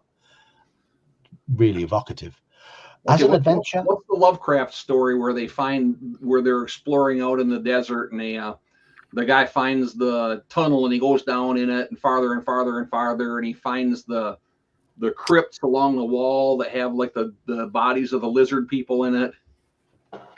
I don't know that. I haven't read that one. I can't remember that, but whenever I read that, I've read that one a few times, and whenever I do, that cover art is the picture I think of when he talks about how he hears the at night when the air changes temperature, there's like the wind gushes out of this entrance, and that's how he finds it. And it sounds like it's exhaling. And yeah, that's what I always think of when I read that story.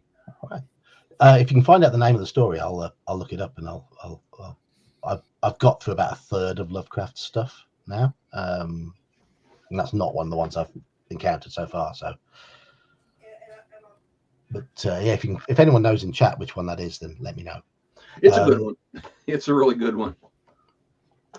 As an adventure, I mean, Pharaoh has its flaws. The start is dodgy. The desert is meant to be this huge, forbidding, deadly desert, and yet everything you travel to is about a day's travel away, which is really stupid. Well, that's really assuming you don't give them a chance of getting lost. It's very easy to get lost in the desert. There were trails marked on the map. Well, a sandstorm will cover up a trail quite nicely. Well, you could do that. You could do that, but these are mid-level characters. They've got the ability to overcome pretty easily. I'm on the fence about that because I mean the desert can be an environmental TPK in a heartbeat. Yeah. I mean that's true. The players should be smart enough to use their characters in an intelligent way, but boy, it doesn't take much to. The other thing to consider, and this is a systemic thing, is when somebody says the desert is a killer, you're talking to the average person, right? Players are cut above. They are even at 5th, 6th level. They're superheroes at this point. They know how to survive the really rough stuff. So yeah, to a player, you're right. But going a mile into a horrible desert for somebody who isn't prepared for it. That's true. That's true. It's just like the way that it makes it out to be this massive forbidding desert, and yet the first place you find is less than a day's travel away, and then it's less than a day's travel to the next place. It just doesn't quite follow. There's a few Hickman issues with the series, with him messing with mechanics, and there's some dodgy expectations. The whole series falls down a little if you're using the training rules, because Hickman doesn't allow for them to be used in the series. You have to make adjustments in the series in order to be able, if you're using training, otherwise it doesn't work. I ran it for my second ed group when we weren't using training rules, so it never came up. But my first edition, I do it by the book. So yeah, it would be one of those things. You have to get to the Oasis of the White Palm before you can insert possible training, because that's a. And you'd have to develop the Oasis quite a lot to be able to do that. Yeah.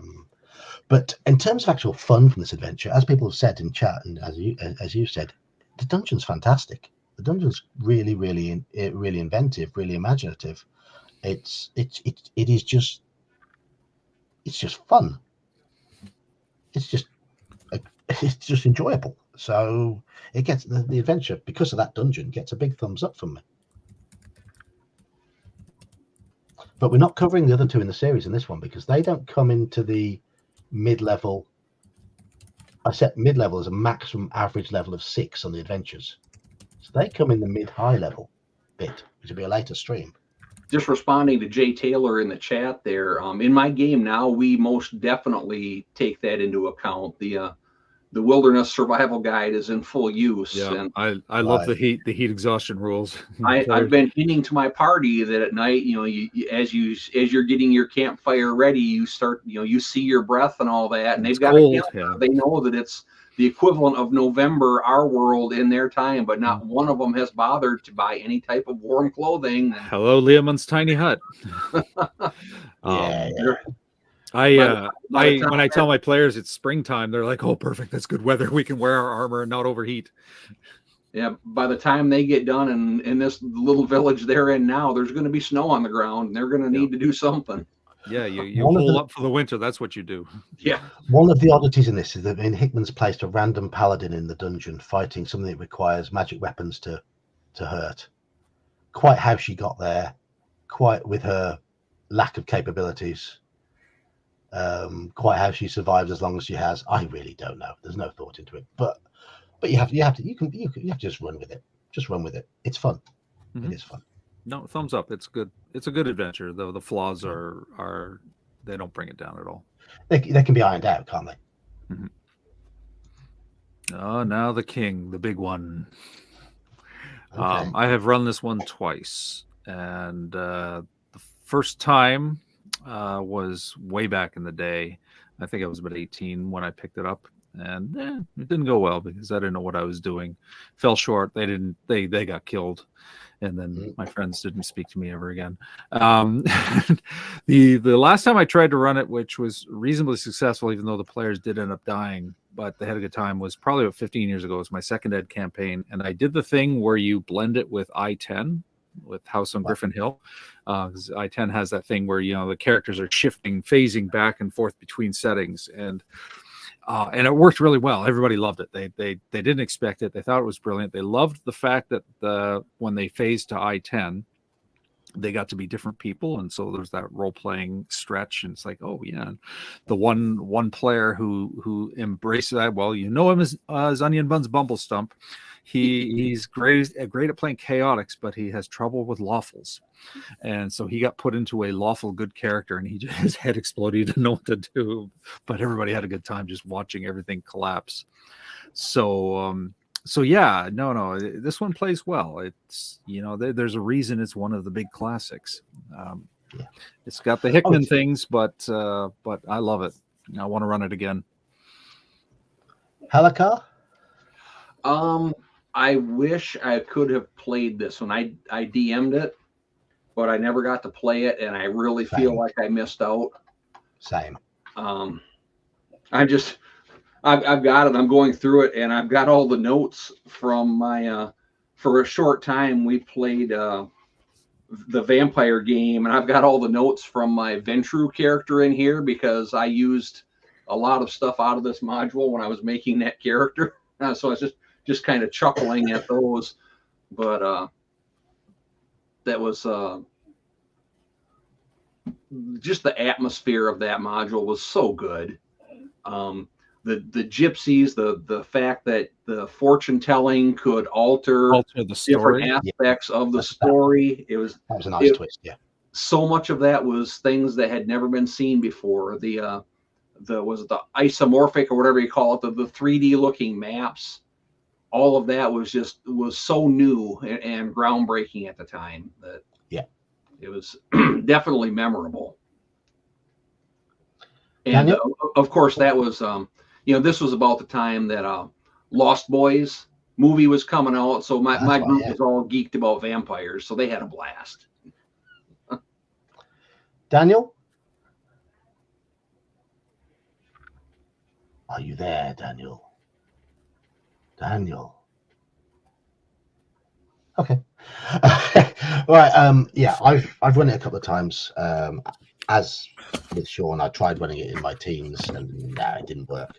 Ran it more recently, and it was fabulous. Really, really good. Really, really enjoyed it. I think it's a little bit unfair to have it. I know it says levels 5 to 7 on the cover. Yeah, no. No. 10 level 7s, maybe. Yeah. I mean, it is bordering on the higher levels if you really take into its. If you play it right and the DM plays strats smart, then you need really high level characters. Sorry, I'm interrupting, John, but I wanted to show these off. I grabbed these Taroka deck for the fortune telling. They printed it up for 5th ed, but it works for the others, and I was like, yeah, these are fun. And this is another one that has just fantastic internal artwork too. Yeah, I think it's possibly the best presented. I mean, in terms of visual impact, it's probably the best presented adventure of the lot. It unfortunately hadn't learnt from the way that the UK modules were presenting monster stats, which I covered earlier, but doesn't matter. And some of the text wasn't perfect, but visually it was really, really, really, really nice. I mean, Clyde Caldwell's artwork in it it's magnificent throughout. The maps look beautiful. In order to run it, I had to transpose them all onto a 2D image because they're actually quite hard to run directly off the 3D image. Some of the perspective gets in the way. You gotta get used to them for sure. Yeah, you do have to get used to them. But it was as you say, it was groundbreaking. Yes, yeah, okay, the vampire was a little bit cliched, or certainly has become very cliched, but it was the first adventure to attempt this sort of atmosphere and to really give you a villain who was a proper villain. Who really, we got into the whole Ravenloft setting too. I've got 2 or 3 of the boxed sets that came with it, and all the at least I think all of the Von Richten's guides that went with it. I mean, we went full hog into that. Where are they? Fuck, I have them on my shelf somewhere here. I got the compendiums, and I love them. Yeah, there they are. Sorry, I don't want to dig them out, but the Von Richten's guide really adds something too, and it all stemmed from this. Right. Even the setting, the campaign box for Ravenloft was really good. It was one of my my D&D DM regrets is I didn't get to run a proper Ravenloft campaign. See, I prefer, if I'm going to run something with a horror feel, I prefer to have something where the characters are ultimately much more fragile. This is why I like Call of Cthulhu, because the fragility adds to the fear. D&D for me doesn't work properly for that. But in terms of this one adventure, the horror vibe works. You get a group of players who have earned their level 5 to 7, and you put them on this one, they're going to be scared. Yeah, that's true. That's true. It's rough. It's rough. It's one of those adventures where you could start at high level and finish quite low level. Mm-hmm.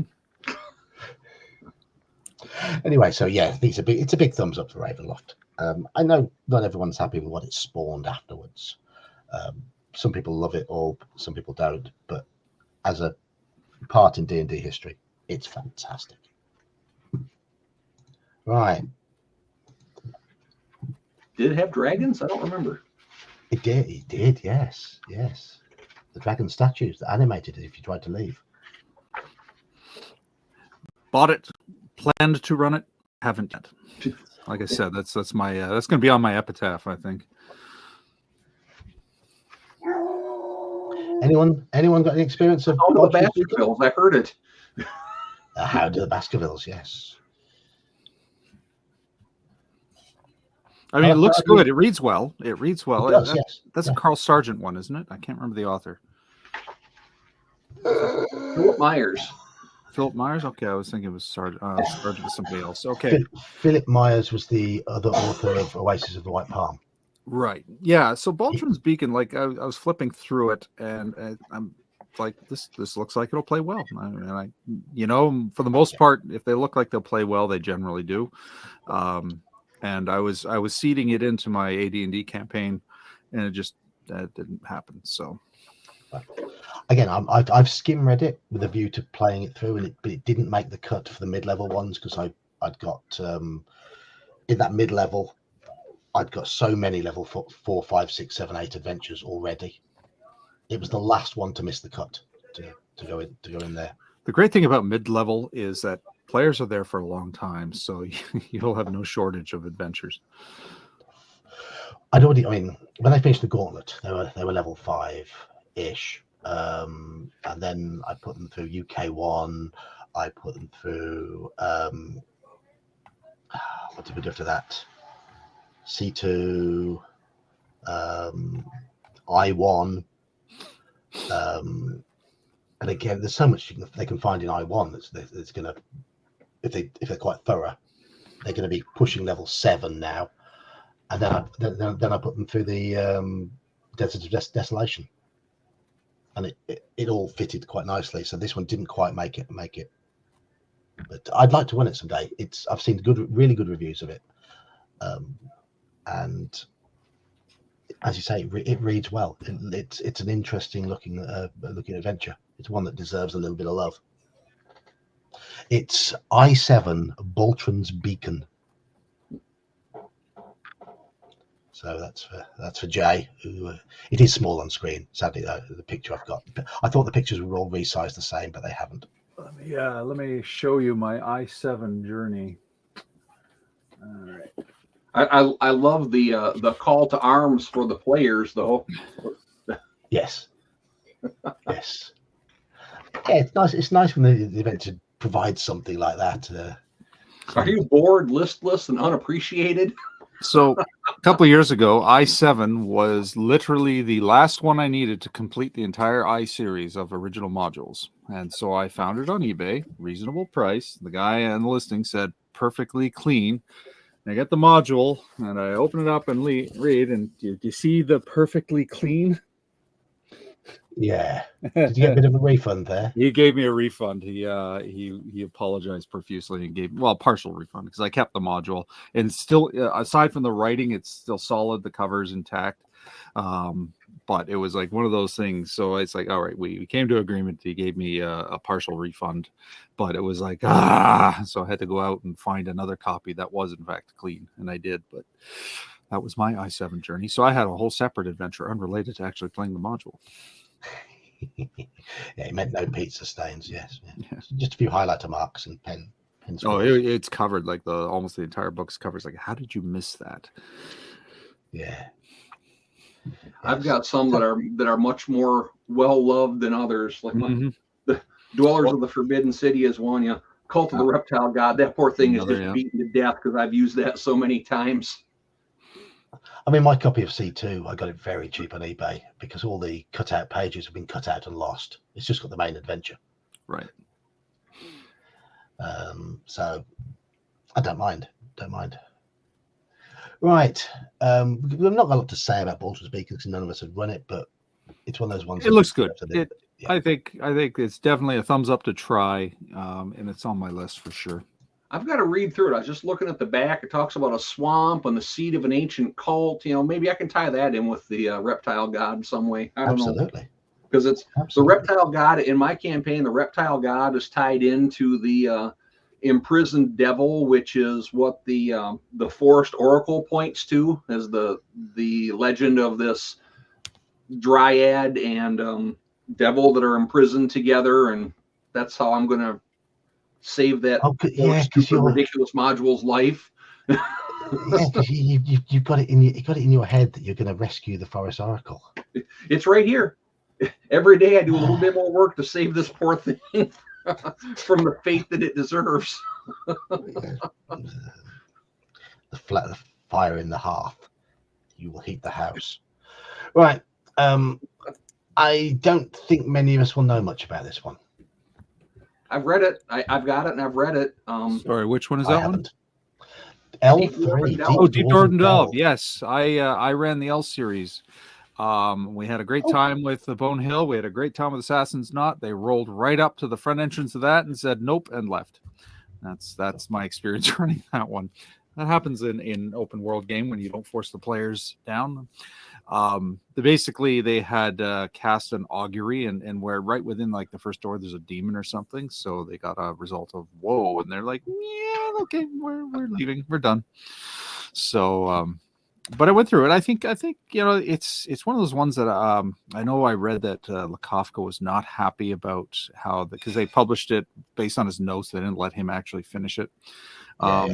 And Lakofka actually did more of the L series for free publication on Dragon's Foot. If you ever go on Dragon's Foot, there's a lot there. But I think this one would probably play okay. I flipped through it. I prepped it about 8 years ago, in that range.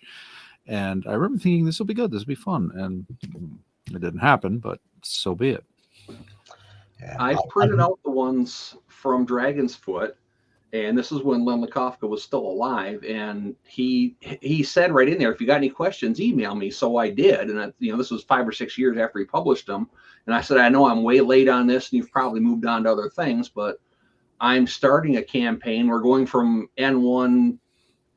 When they get off the island in the boat, from that having reached level 1, they're going to wash up on the shores of Lendor Island, and then from there start their life of adventure. I said, how do 1, 2, and 3 tie into the ones you've got on Dragon's Foot? And he said, they don't. Those actually are happening simultaneously. He said, ideally, you would have one group doing L1, L2, and L3, and another group doing 4, 5, and 6, and they can actually interact with each other and cross paths. And what one group does on one part of the island will affect what happens to the other group on the other side. Oh, that's pretty cool. So those are meant to be... just like when Gygax first started, and he'd have different groups running different days of the week, and how that would, they would, no, somebody's already been in this room, been to this room. That was the group that played Tuesday night. Yeah. And that was how he envisioned all that going. I mean, I don't know anything about L3, sadly. And I also had a few encounters with Mr. Lukovka, because he used to engage with people on the various Facebook AD&D groups when I used to frequent those. And he could be a right crotchety so-and-so when he wanted to be. He was a proper old school nerd. he loved a good argument on there. Yeah, him and I talked about quarter elves, because he'd put up different NPCs, and he had one. I thought it said half elf, and it was like 6'4", and it's like, that is a massive half elf. And he goes, no, it's a quarter elf, and he was telling me all about quarter elves, and I was like, oh, okay. He was one of us. He was a proper old school nerd. My Gamma World Knight of Racial Purity side said that shouldn't be allowed, but I didn't go into all that. So there we go. L3. One I know nothing about, but I'm open to reading it. About time I started running some AD&D again. Okay, here's something I bought when I was a kid. Never did it, so I don't know anything about this one. I've got it. Never. Actually, a friend of mine got it. He played through it, said meh, and gave it to me, and I never played through it. It's a Magic Pen one. So I've got a secondhand meh review. Is all I've got. Yeah, it is very meh. I can imagine it making for an interesting little side adventure for a small mid-level party. It felt too hard to play solo. I mean, especially using basic expert level characters, typically around level 6-ish. I got brutalized every time I tried to play it when I was a 13, 14-year-old when I bought it, which put me off, and I never finished it. And then the stupid pen dried up. But meh is the thing. Meh. It's a very average solo adventure. So M is for meh. Okay, got it. Well, it became M solo when they did the Masters range. Right. So they brought out the Masters set soon after this and rebadged this as M solo for Minotaur, whatever. I thought it should have been X solo maybe, but I don't know why it could be level 1. The character's level 1. I mean, that's ridiculous. The characters they provided were all around level 6. But hey ho, one of those. All right, okay. Let's. I thought the Minotaur looked too much like a bug on there too. He wasn't cow enough. I quite like that cover art. I didn't mind it. I didn't mind it at all. But here we go. No, excellent. Well, we covered Hamlet in the previous stream. We did. And I want to hear your guys' thoughts of this one. The super module is kind of garbage. Oh, the stories from when we went through it, though. Module design aside, we had so much fun. Yeah, I think it can play well. It's just the presentation is pretty crap. They don't flesh out Nulb the way they should. You have to do a lot of work creating Nulb. The temple, I think, will play well enough. We never got that far. I had intended running my second ed crew through it. I had started them in Hamlet, and they worked through all the scenarios and eventually built up to like they defeated Loreth. And although in my game their defeat of Loreth turned funny, because then Loreth ended up escaping the charges because they captured him. They didn't kill him, and then finagled his way to become the ruler of Saltmarsh, because I had set Hamlet about 3 days from Saltmarsh. This was my own homebrew world. It wasn't a canon world. And so there was a lot of fun, a lot of intrigue. But when they finally got to the temple, and they were high enough level to do it, they as it happens in my games, as you're seeing, they noped out of it and just said, nope, we're done. And then went elsewhere. So we never got to do the temple proper. But reading through it, okay. But yeah, I think the presentation is garbage. They really should have thought about it more. I did grab the very hefty brick that is the Goodman Games version, and they fleshed it out pretty interestingly. I only skimmed through it. So yeah, I definitely think it'll play well, but there's work that has to be put into it. A hell of a lot of work. 128 pages of super module work. Yeah. Probably worth it in the end, but it's go in with that caveat. It's going to take some effort, and you really need to flesh out Nob. You really need to create your own town from the bottom up. Yeah. When I went through it as a player, when we were in Nob, we had my buddy's nephew was in our group, and we were doing it with second edition characters, and there was some specialty class of thief that was some kind of performer, and they could like juggle daggers or something like that, and it would distract whoever their opponent was, and it gave them some kind of bonus. And he was trying to do something to impress the locals and ended up stapling his foot to the table he was standing on. That stuck out. When we first got to the temple, there was the guardhouse out in back that had the whatever brigands in it. We had a dwarf that had a 5-gallon cask of brandy. He lit on fire and tried using it as a poor man's fireball. And he rolled a 1 to attack and hit the lintel over the door and exploded brandy all over flaming brandy all over the party. The monk panicked because he took so much damage, so he feigned death. After the combat, we thought he actually was dead, so we burned his body so he wouldn't get raised as some kind of undead.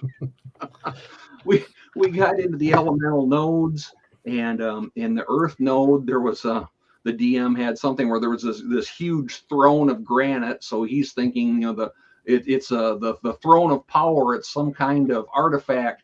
He goes running up. Gru, he was a fighter named Gru. He goes running up on that thing, jumps to it midair, screams, "I have the power!" Lands on the seat and it disintegrates him. Oh man, we were in that thing for the better part of a year going through that module. And that's good though. Like you get your mileage out of it.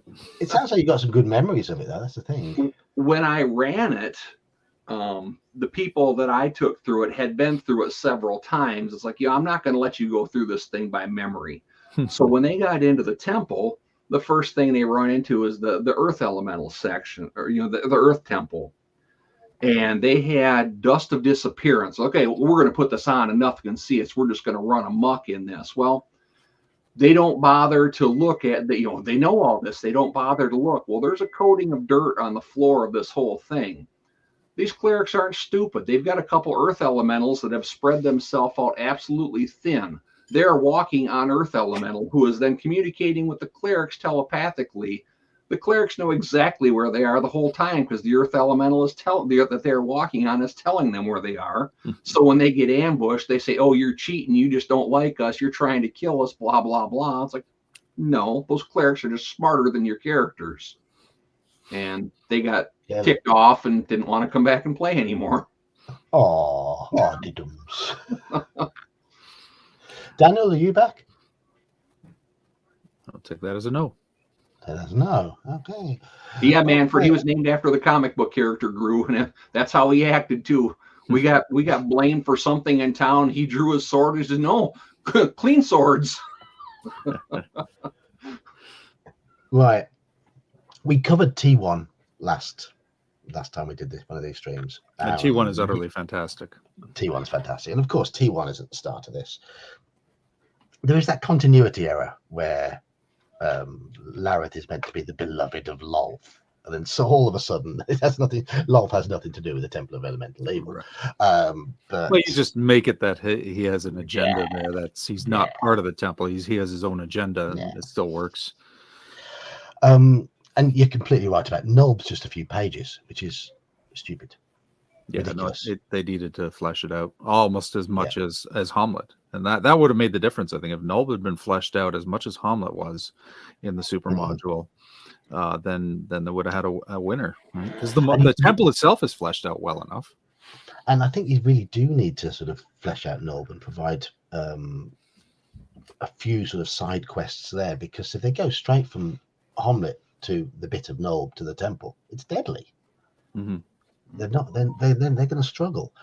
I've never run the temple itself, and I can honestly say that I said earlier in the stream, I like to buy modules for ideas, but I do also like to be able to. I buy them for a bit of laziness. I like to be able to just run them as they are, and this isn't an adventure you can run as it is. It's, as Sean's already said, the presentation is pretty poor. They'd forgotten all the goodness that the UK modules were putting into their presentation, and just lazily cobbled this together. And it does feel like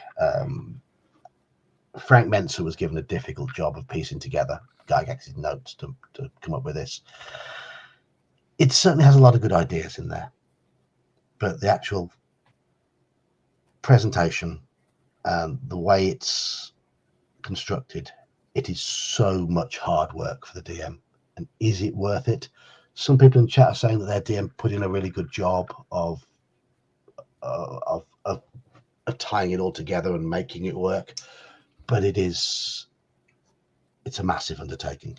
It's a massive undertaking, and ultimately not one that I ever wanted to do. So, Roost says here he likes that they left it vague and make it their own, and that can be a feature. But I think for something like this, like Temple of Elemental Evil, where everything is tied together, you do really want to flesh it out more. It's the same with Saltmarsh. It's my one gripe about Saltmarsh was they didn't give you the town fleshed out. And yeah, if you like to create your own, that's not a problem. But because the town is so tied in with the adventure, you need details. You need more information to how it connects to the story. If it's just a random town, there's no connection, then you're right, it doesn't matter. But if the town is connected to the story and to the adventure, and which it is to a degree, yeah. And so I think in this case, because Village of Hamlet is so beautifully fleshed out, they needed to continue that trend with Null. So, but yeah, I don't disagree that sometimes, having the vague suggestions so you can do your own work, it can be good. Given the amount of work you've got to do to make the temple work, it's like an end of university project getting this one to. And you want to tie it in. You want it all to connect, so that there's more work you have to read if you figure, okay, what fits here, what fits there, and for something like this, if you're presenting a super module with all that information, it should be there. Now, talking about Loref and being tied to Lolf, I put in his room, if the characters defeat him, whatever, search through it, they actually found communication between him and Eclavdra, so they recognized that name if they had made it through the giant at the end, because she was trying to subvert the bond between Use and Zugtamoy, so that she and Zugtamoy could then pair up and be a bigger power than what Use was. That was the behind the scenes game they had going on. So that was how I justified the fact that otherwise, what the heck is he doing there? Yeah. And that way, when it got to the point, if they had gone into the descent, then that would have been, a further reason for Lolth to want their hides. But they didn't get that far.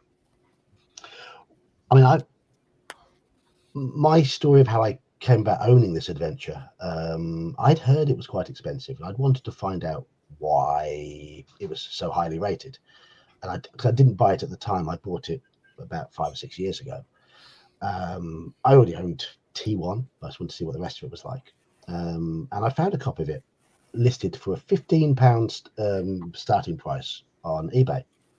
I thought that's quite cheap. It mostly goes for £45-50 in usable condition, and this one looks in good condition. So I put in a provisional bid, and then I noticed that the advert didn't mention anything about the map book. The map. Oh yeah. Well, I did the same thing. I got off eBay, and it didn't have the map book. I had to buy the PDF and print out the map book and stick it in. So the map book here is not the original. Well, that obviously put off everybody else who was potentially bidding, and I got it for £15. And it's a near mint copy with an unused map book. Yeah, mine cost $10 Canadian 20 years ago. Same thing. I bought it when it first hit the shelf, and then my buddy played it so much that the pages were falling out, so he bought me another copy. Well, so mine came with the map book, and it was perfect, absolutely perfect. So I got £50 worth of module for £15 because the person listing it wasn't very thorough. After I saw what had happened to him, I photocopied all the maps, so I didn't use the map book in the one that I have now. I just used the photocopies of them. Yeah, that's the way to do it. Yeah. But got to mention the cover art. It's lovely, isn't it? Lovely piece. Serves its purpose. I think it more than serves its purpose. I know nobody here likes 3rd edition, but I have to say the Temple of Elemental Evil game for the computer, if you get the downloads to patch up all the stuff that was wrong with it when it first came out, is a lot of fun. I could never get out of Hamlet. That game bored me. It's once you get to the actual temple itself, I mean, it is exactly, if you've got the module, you can read through and go room to room exactly as it is in the module. If it fixed the issue with having to use 3rd edition mechanics, I'd have been fine. Yeah. But sadly it didn't. That's when I quit playing for so long. When I came back, the group I was with was playing 3rd. That helped me learn how 3rd worked. Oh, you poor man. Yeah, well, it was that or nothing, you know. In chat, Mac likes 3rd edition, so yeah. I mean, Mac, we like you. We'll let you off that. We'll tease you, Mac, but everybody plays what they love. 3rd edition is my least favorite, but same.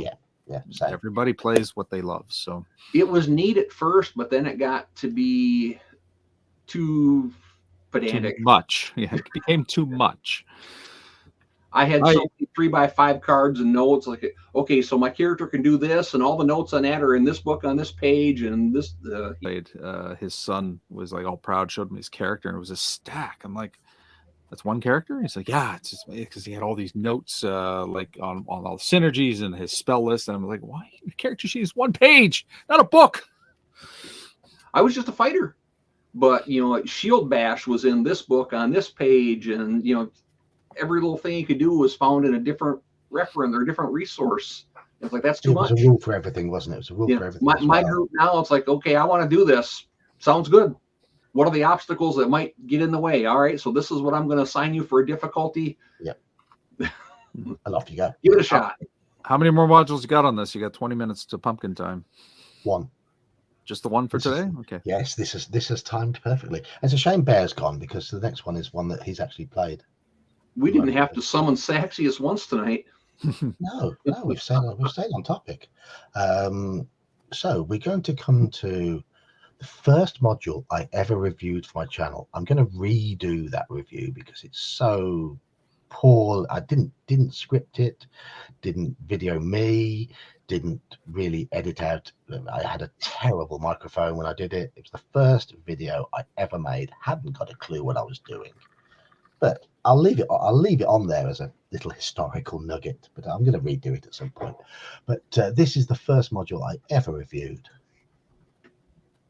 Right. It's a UK module. Does that mean you know anything about it?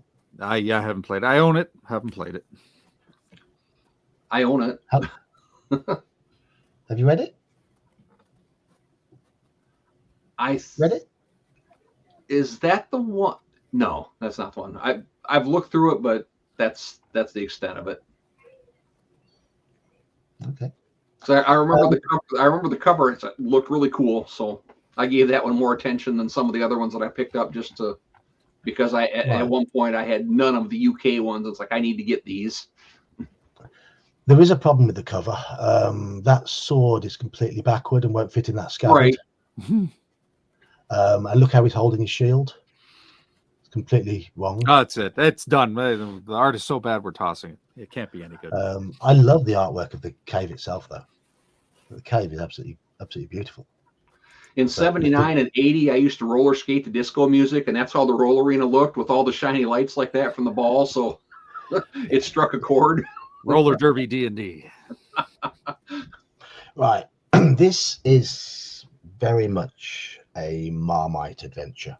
When I first ran it for a group of 13 and 14-year-olds, they didn't get it. They didn't like it because they just like to roll dice, smash things up and get treasure. as with the rest of the UK series, this one did something different. All the UK series have got something different about them. And this one was that in order to be successful, you had to be a pacifist. And you had to solve puzzles and negotiate. Because if you kicked... That's not me at all. If you kicked off if in a beautiful magical garden, if you kicked off, all merry hell would break loose. It was a great adventure for Marmite. That's your problem into use Vegemite made with beer extract. Yeah. There was an entity in the garden which would delay your progress, and if you know the mechanics in the adventure, delaying your progress really would screw your campaign up in the outside world. It was a very, very magical place. It was very very Romeo and Juliet in its design as well. Star-crossed lovers running away, you've got to try and bring them back, but they don't want to be brought back, and half your party might not want to be brought back afterwards as well. It was a it was a thinking module. What let it down for me was if your players got the module and worked out the premise behind it and how to approach it, it could be done in one session, which is a shame, because it's a really lush garden, really lush environment, really well described, loads of really, really authentic feeling encounters, some dark encounters, some potentially quite adult ones, quite nasty ones. But if your players got what it was about, then all that prep, all that lovely reading, all that lovely description would be pretty much lost. But it was brave. And the more I think about it, the more I think back, one of the one member of my group who didn't vote for Castle Amber as his favourite adventure voted for this one, because he just loved it. Just loved the whole theme of it. It helped that the first encounter, as he got into the garden, was with a group of leprechauns who were teasing them, and that was his sort of thing. But that's how the adventure went. I mean, leprechauns and pixies and things like that all messing with you, and you had to be quite patient. It also really helped if you had a druid in the party. Really, really helped, which was nice. It almost always helps when you have a druid in the party. Oh, this really helped if you had a druid in the party. And you had to solve a quite obtuse puzzle just to get into the garden. In fact, that's the bit my players found quite difficult. Because to even get into the garden, you've got to be familiar with reversing your spells, and then realize what you can do with the reverse spell, work out what's happening, work out that you need to use a reverse of one of your regular spells to get past it, and then get in. And it took them about an hour and a half to work that out. It depending on your player's approach, it will either be quite straightforward, fun, or utterly lethal. There's no in between at all. It's worth trying, though. It is worth trying because it's a role play heavy one, and as we get older, we tend to like the gentle role play ones. It's funny how that goes, isn't it? Yeah, it's very role play heavy. Is that the one that when you come out, it's like 1,000 years has passed in the outside world? If you've copped it up, yes. Yeah, potentially. More likely a few years, but potentially 1,000 years. I just remember one that there's the potential you come out and everybody you've ever known is long gone. Yeah, that could happen. That's a great module for DMs looking to shake up their campaign and just completely change the setting. Yeah. Suddenly the dungeon they're exploring is their former home. Yeah. Okay. Now we're going to convert you over to Gamma World characters. But no, I like it. I like what it tried to do. I like that it tried to do something different. And it kicked off the UK series in a solid fashion. It's just that it's not going to be for every group. quite simply. If you've got people who just want to kill things, they're going to be very frustrated. So my player who wanted to take his brand new Unearthed Arcana barbarian that he'd modelled on Conan because he was obsessed with Conan into it just wasn't him at all. Why we talky? I want to hitty. Absolutely. And the garden went mashy. So there we go. And that has completed our list with 15 minutes to spare for this session. Well, as you get farther along in your Dragon magazines, you're going to have to put together a review of all the modules in those. I'll need to run them. I pulled a bunch of them out, and they just happen to be sitting in my stack here. The Dancing Hut of Baba Yaga, or Baba Yaga. Baba Yaga. I used to work with a Russian lady, and she told me it was Baba Yaga in the area that she was from, but it depended on what part of. Oh, right. He's all about accent. Yeah, Baba Yaga. Yes, I agree. Yeah, Baba Yaga. She said it was like Baba Ganoush. Baba Ganoush. Yes. Let's see. Citadel by the Sea. I actually went through that one. That was kind of fun. Forest of Doom. When do the Dragons magazines start producing adventure scenarios? 70s, I want to say. The issue 70-ish. So I've got a year to go yet then. Yeah. Let's see. Twofold Talisman. One that I really liked. Machika. That's another Central American one. Oh, cool. With were-jaguars. Ooh. And there's one, City Beyond the Gates, where they end up in London in the 80s, and they have to go to whatever big museum because the Mace of St. Cuthbert ended up there, and they have to steal it and get it back to D&D times. So they've got damage for getting run over by a double-decker bus and stuff like that. Sounds odd. Hello, Iman. I didn't know Iman popped in. I've had a little look at that link you sent me yesterday, Iman. Let's not discuss it on the stream.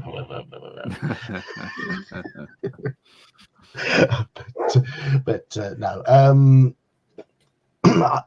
One of the reasons why I would get magazines would be for scenarios and scenario ideas.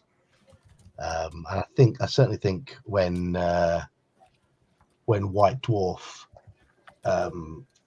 really gets into the scenarios, then it'll shine once again, because it's slumped around issue 10, 11, 12, in my opinion. White Dwarf has, unfortunately. It's more adverts than anything at the moment. Well, the ones you're reading right now all talk about the prizes, the $500 prize for the best module submission. I want to find out who won those. Yeah, I do. What did they produce? As well. Are they ones that actually got published, or what happened? Force Oracle was the one that won, of course. Oh. What did it win? Most improved? They didn't have participation trophies back then. Well, imagine if Force Oracle was the one that won. What were the losers like? Somebody got paid to publish that. Yeah. What got rejected? Yeah. Yeah. I think they're discussing third edition in the chat. Yes, third edition was a bit more tactical. It certainly was intended to be more tactical. But it was the whole idea of planning characters through the levels that I didn't like. I think characters should develop organically, and with the feat trees, just yeah. The thing with third ed is, it became very tactical, but also they were trying to balance it. They were trying to make everything perfectly even and have a rule for everything. Earlier editions are extremely tactical, but you went in with the assumption that not everything was equal. Right. Yeah. There was a baseline of, what was the floor for the average, and, the characters were higher up and when you compared the numbers and the math, but it wasn't a perfect balance of this counters that and this synergizes with that. No. but there was still plenty of tactical options in earlier editions. And third ed, a lot of what I saw, at least when I played, was really just cribbed from what they presented in the combat and tactics book for second ed. Yeah, I know combat and tactics sort of tested the water for a lot of that sort of stuff, didn't it? Yeah, but it did it right. It was a really good book. That was one of the few I never got. I never bought that one. I was so tempted when I gave up second ed and started doing first ed game was to port it over. I decided I wanted to I wanted to parse through first ed combat and just make it work and figure it out before I went making any changes. But combat and tactics really good. If I ran second ed again, it would be be using that. With my group, I'm just about ready to scrap first edition initiative because I still can't get it right. I would just use BX initiative personally. I know Sean would probably go bad. No, I like BX. I like OSC and whatnot. I just in terms of learning a game, before I start chucking rules, I want to see if I can grasp the rules that are there, see if they make sense to me or if I can figure them out. First ed is complex, but it's not as complex as it seems to be. It's only presented poorly. You put the rules in order and explain them right, and they're actually surprisingly intuitive. They're just not. Well, I printed out the addict sheet because addict's okay, but again, he cites a lot of sources that it's like, wait, that doesn't actually make sense. Some of the rules in there don't make sense, but it's presented well and in a way that it cites where the rule came from, so you can do the research yourself. So addict's a good document to look at. I just don't think he quite gets some of the interpretations right. I think I need to see it being used correctly a couple times. Straw Piglet BX initiative is just your simple D6 highest wins. Highest wins. AD&D AD&D is D6 highest wins, but there are basically trump cards. I used the T word. There are ways to trump initiative in AD&D, and that's what people don't get. It's not a straightforward binary. I roll high, I win. You can roll and win initiative and still lose because there are other factors that can come into play, and that's what makes it interesting. It's the breakdown. It's the breakdown of segments and things like that, and and how you factor movement into those segments and all that sort of stuff. Yeah. The hybrid way that we always used before was we'd roll a D10 and you would add your weapon speed factor. So if you had a big clunky two-handed sword, it was going to make you slower. That's core second ed. Or you added your casting time of your spell. You deducted your reaction adjustment for dexterity, and then what you came out with was your number. And then we go, okay. Yep. Who has a 1, who has a 2, who has a 3, and then it's a clunky, horrible system. It's core second ed. That's how it was when second ed was released, and it's so clunky and awful because for the exact reason you say, suddenly I've had DMs who will go, okay, I'm going to count down from 15. Tell me when you get your number. It's like, oh my god, what the hell? Yeah. Write down our numbers, and then you have an order at least. Anyway. So, but yeah, because there were so many working parts, whereas weapon speed in first edition only applies when there's two circumstances, when there's a tie initiative or if you're using against a caster. Any other time, you don't have to worry about weapon speed. It's only to resolve certain circumstances where timing becomes precise. So it's really good. A bit late to the party, Iman. A bit late to the party. Just lurking. I want to say hi to Halakar because I've never seen him before. Hey, mate. With the surprise, basically in basic D&D, it's you either have a free attack or you don't. Basically, in AD&D, you have segments of surprise based on the difference between your surprise rolls, and you potentially could have a whole attack routine per segment of surprise if you're close enough. If you're using melee, you get one. If you're close enough. Yeah. But you can also, if you get enough surprise, you can use that surprise to close the distance. You can do, and that's why knowing your per segment movement is very important. Yeah, and it's coming up in one of my Night Below recaps where the group got 4 segments of surprise against an entire tribe of ogres, and they wiped them out. It was a 1-round fight. They couldn't believe they beat 30 ogres in that 1 round. Well, they routed. They didn't kill them all. They routed the survivors. But but it became that issue, and so 4 segments of surprise is huge in first edition, and it will make the whole difference. Whereas surprise in other editions, it's still good. I mean, you always want to get surprised, but it's not as potent. No, I prefer the simplicity of the basic. I get that, and because it's a fast, smooth system, and it all boils down to, and this is what we were just talking about earlier, tactics. It's having more options creates more options for tactics, and so while third ed and higher, they were designed to be tactical in a different way.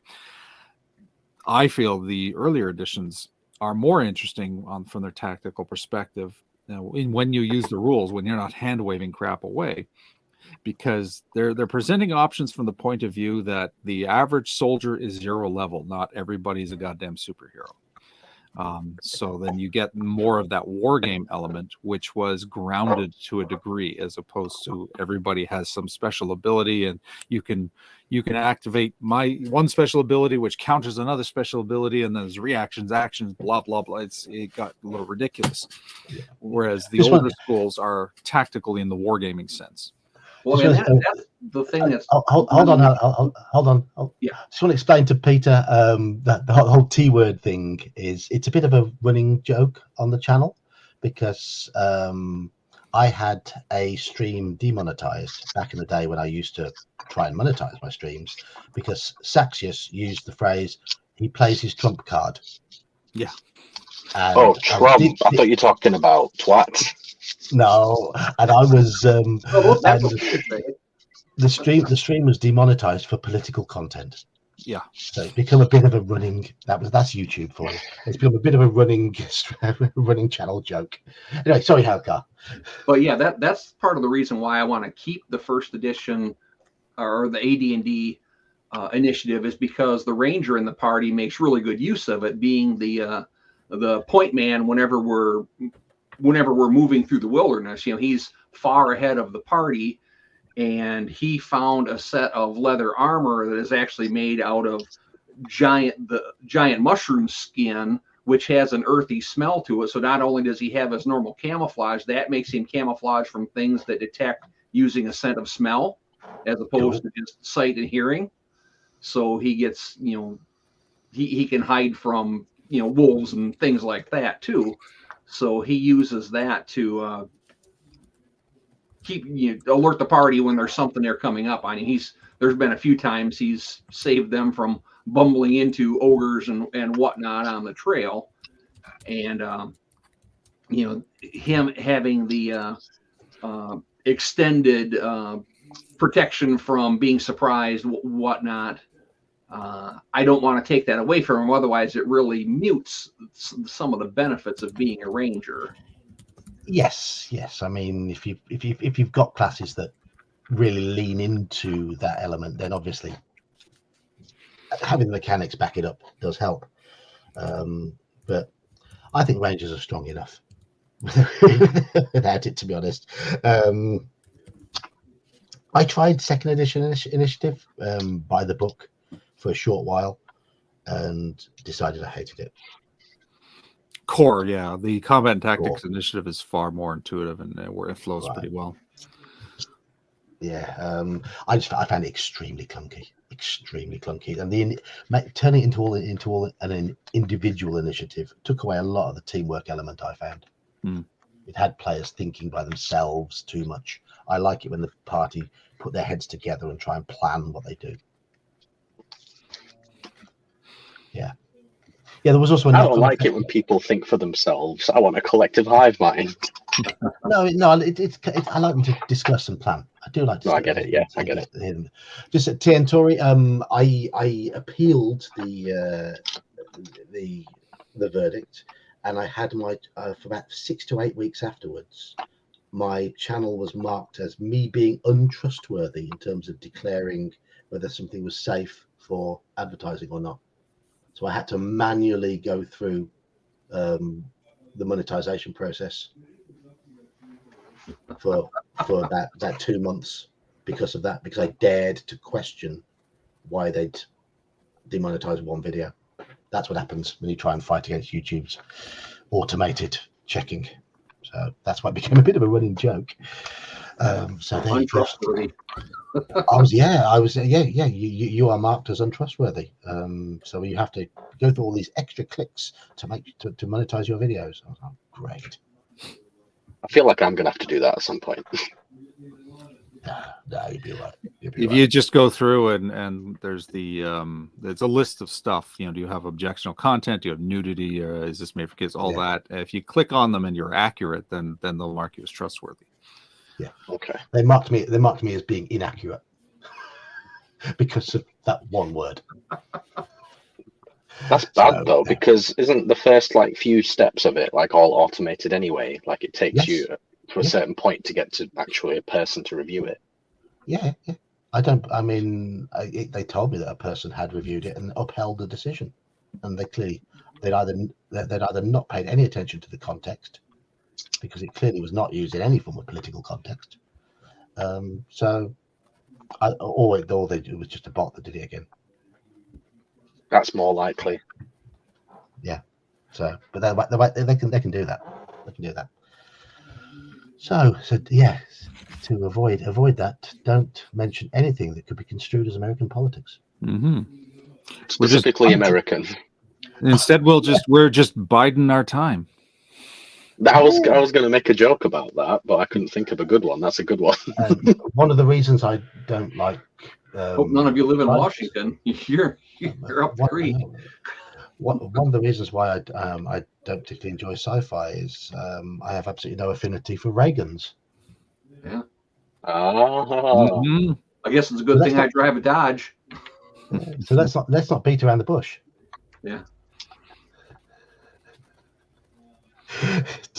To be honest, I don't care. I don't care. And I'm clearly not American. I don't live in America. I don't care about American politics. American politics, as far as I'm concerned. He's just cruising on with his life. We only employ porters to haul our goods.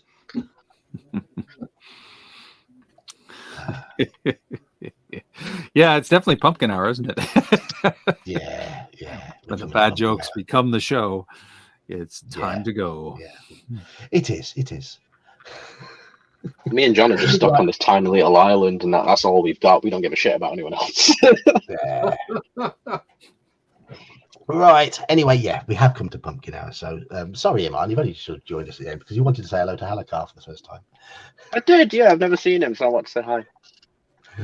Yeah. Well, now that I'm working 80% remote, my Wednesdays should be available. Friday is my only day actually on site, so I get to listen to the Choose Your Own Adventures and do that just in the chat. But so now you've learned that it's a Wednesday that I have something to contribute. I'll hang out in the waiting room. So Iman, you've now learned also that Halakar has an even shinier head than I do. He doesn't look like how I thought. I don't know how I expected you to look, but it went like that. Right. Of course, Brian has a very shiny head as well, as we've seen on Elfbait streams as well. Hey, Shiny head Music has a wonderful head of hair. He does. Normally, there's a cat pestering me too, but I have the door closed, so he's out in the rest of the house. We don't mind. We don't mind animals pestering you, as they clearly pestered Daniel. I mean, Daniel's probably fallen asleep. He's done that before. Yep. Anyway, thank you all. He'll just wake up in an hour's time and he'll be like, "Oh shit, everyone's gone."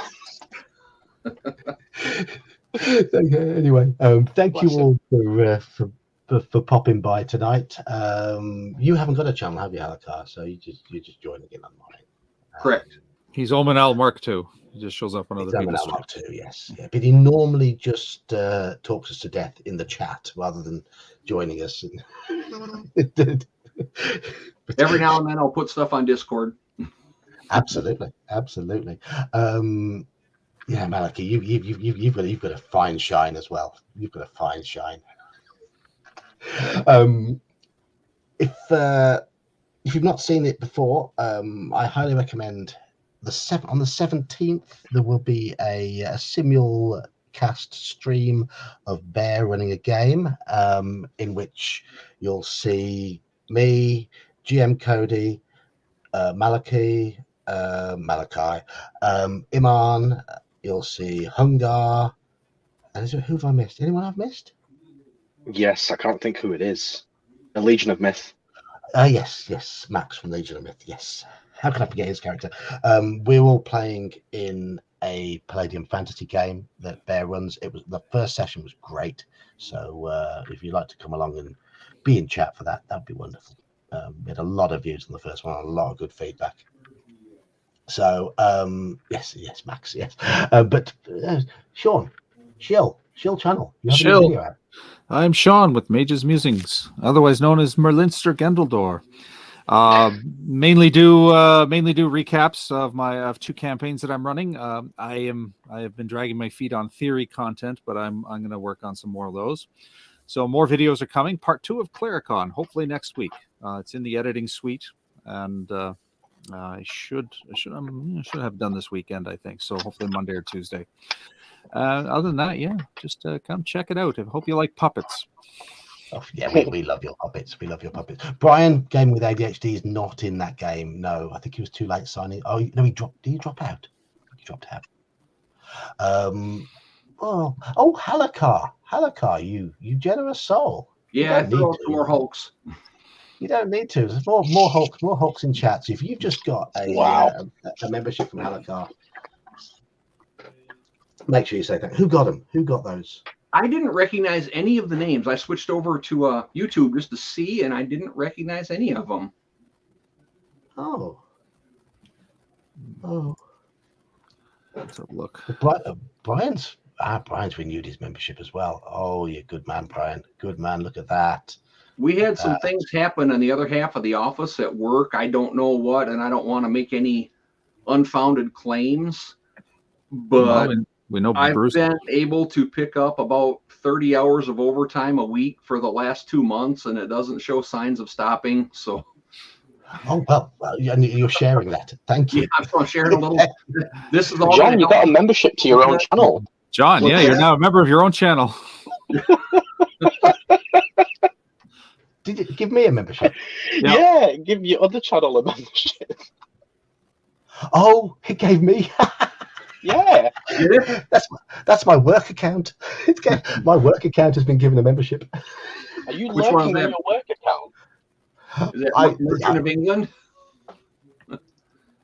Unless it's another person with your same name. Exactly the same name, spelled the same way.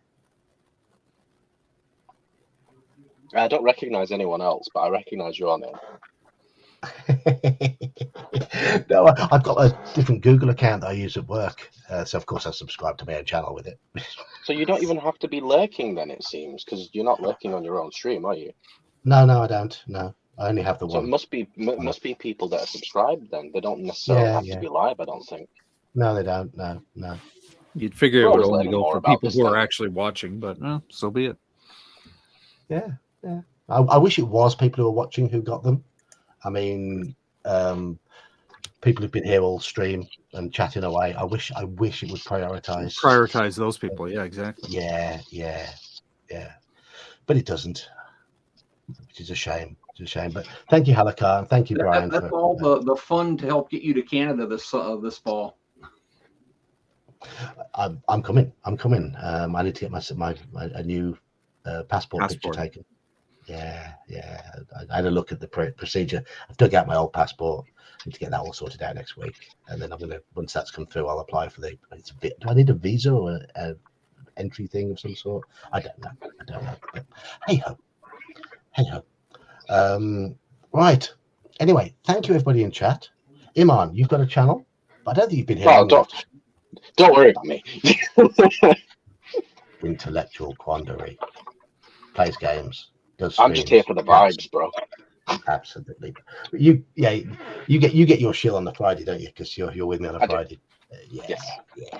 Thank you everybody in chat. Thank you everybody who's been in my chat and also in Sean's chat. It's been a nice, lively stream tonight. I hope you've enjoyed it, and I will be streaming on Friday night.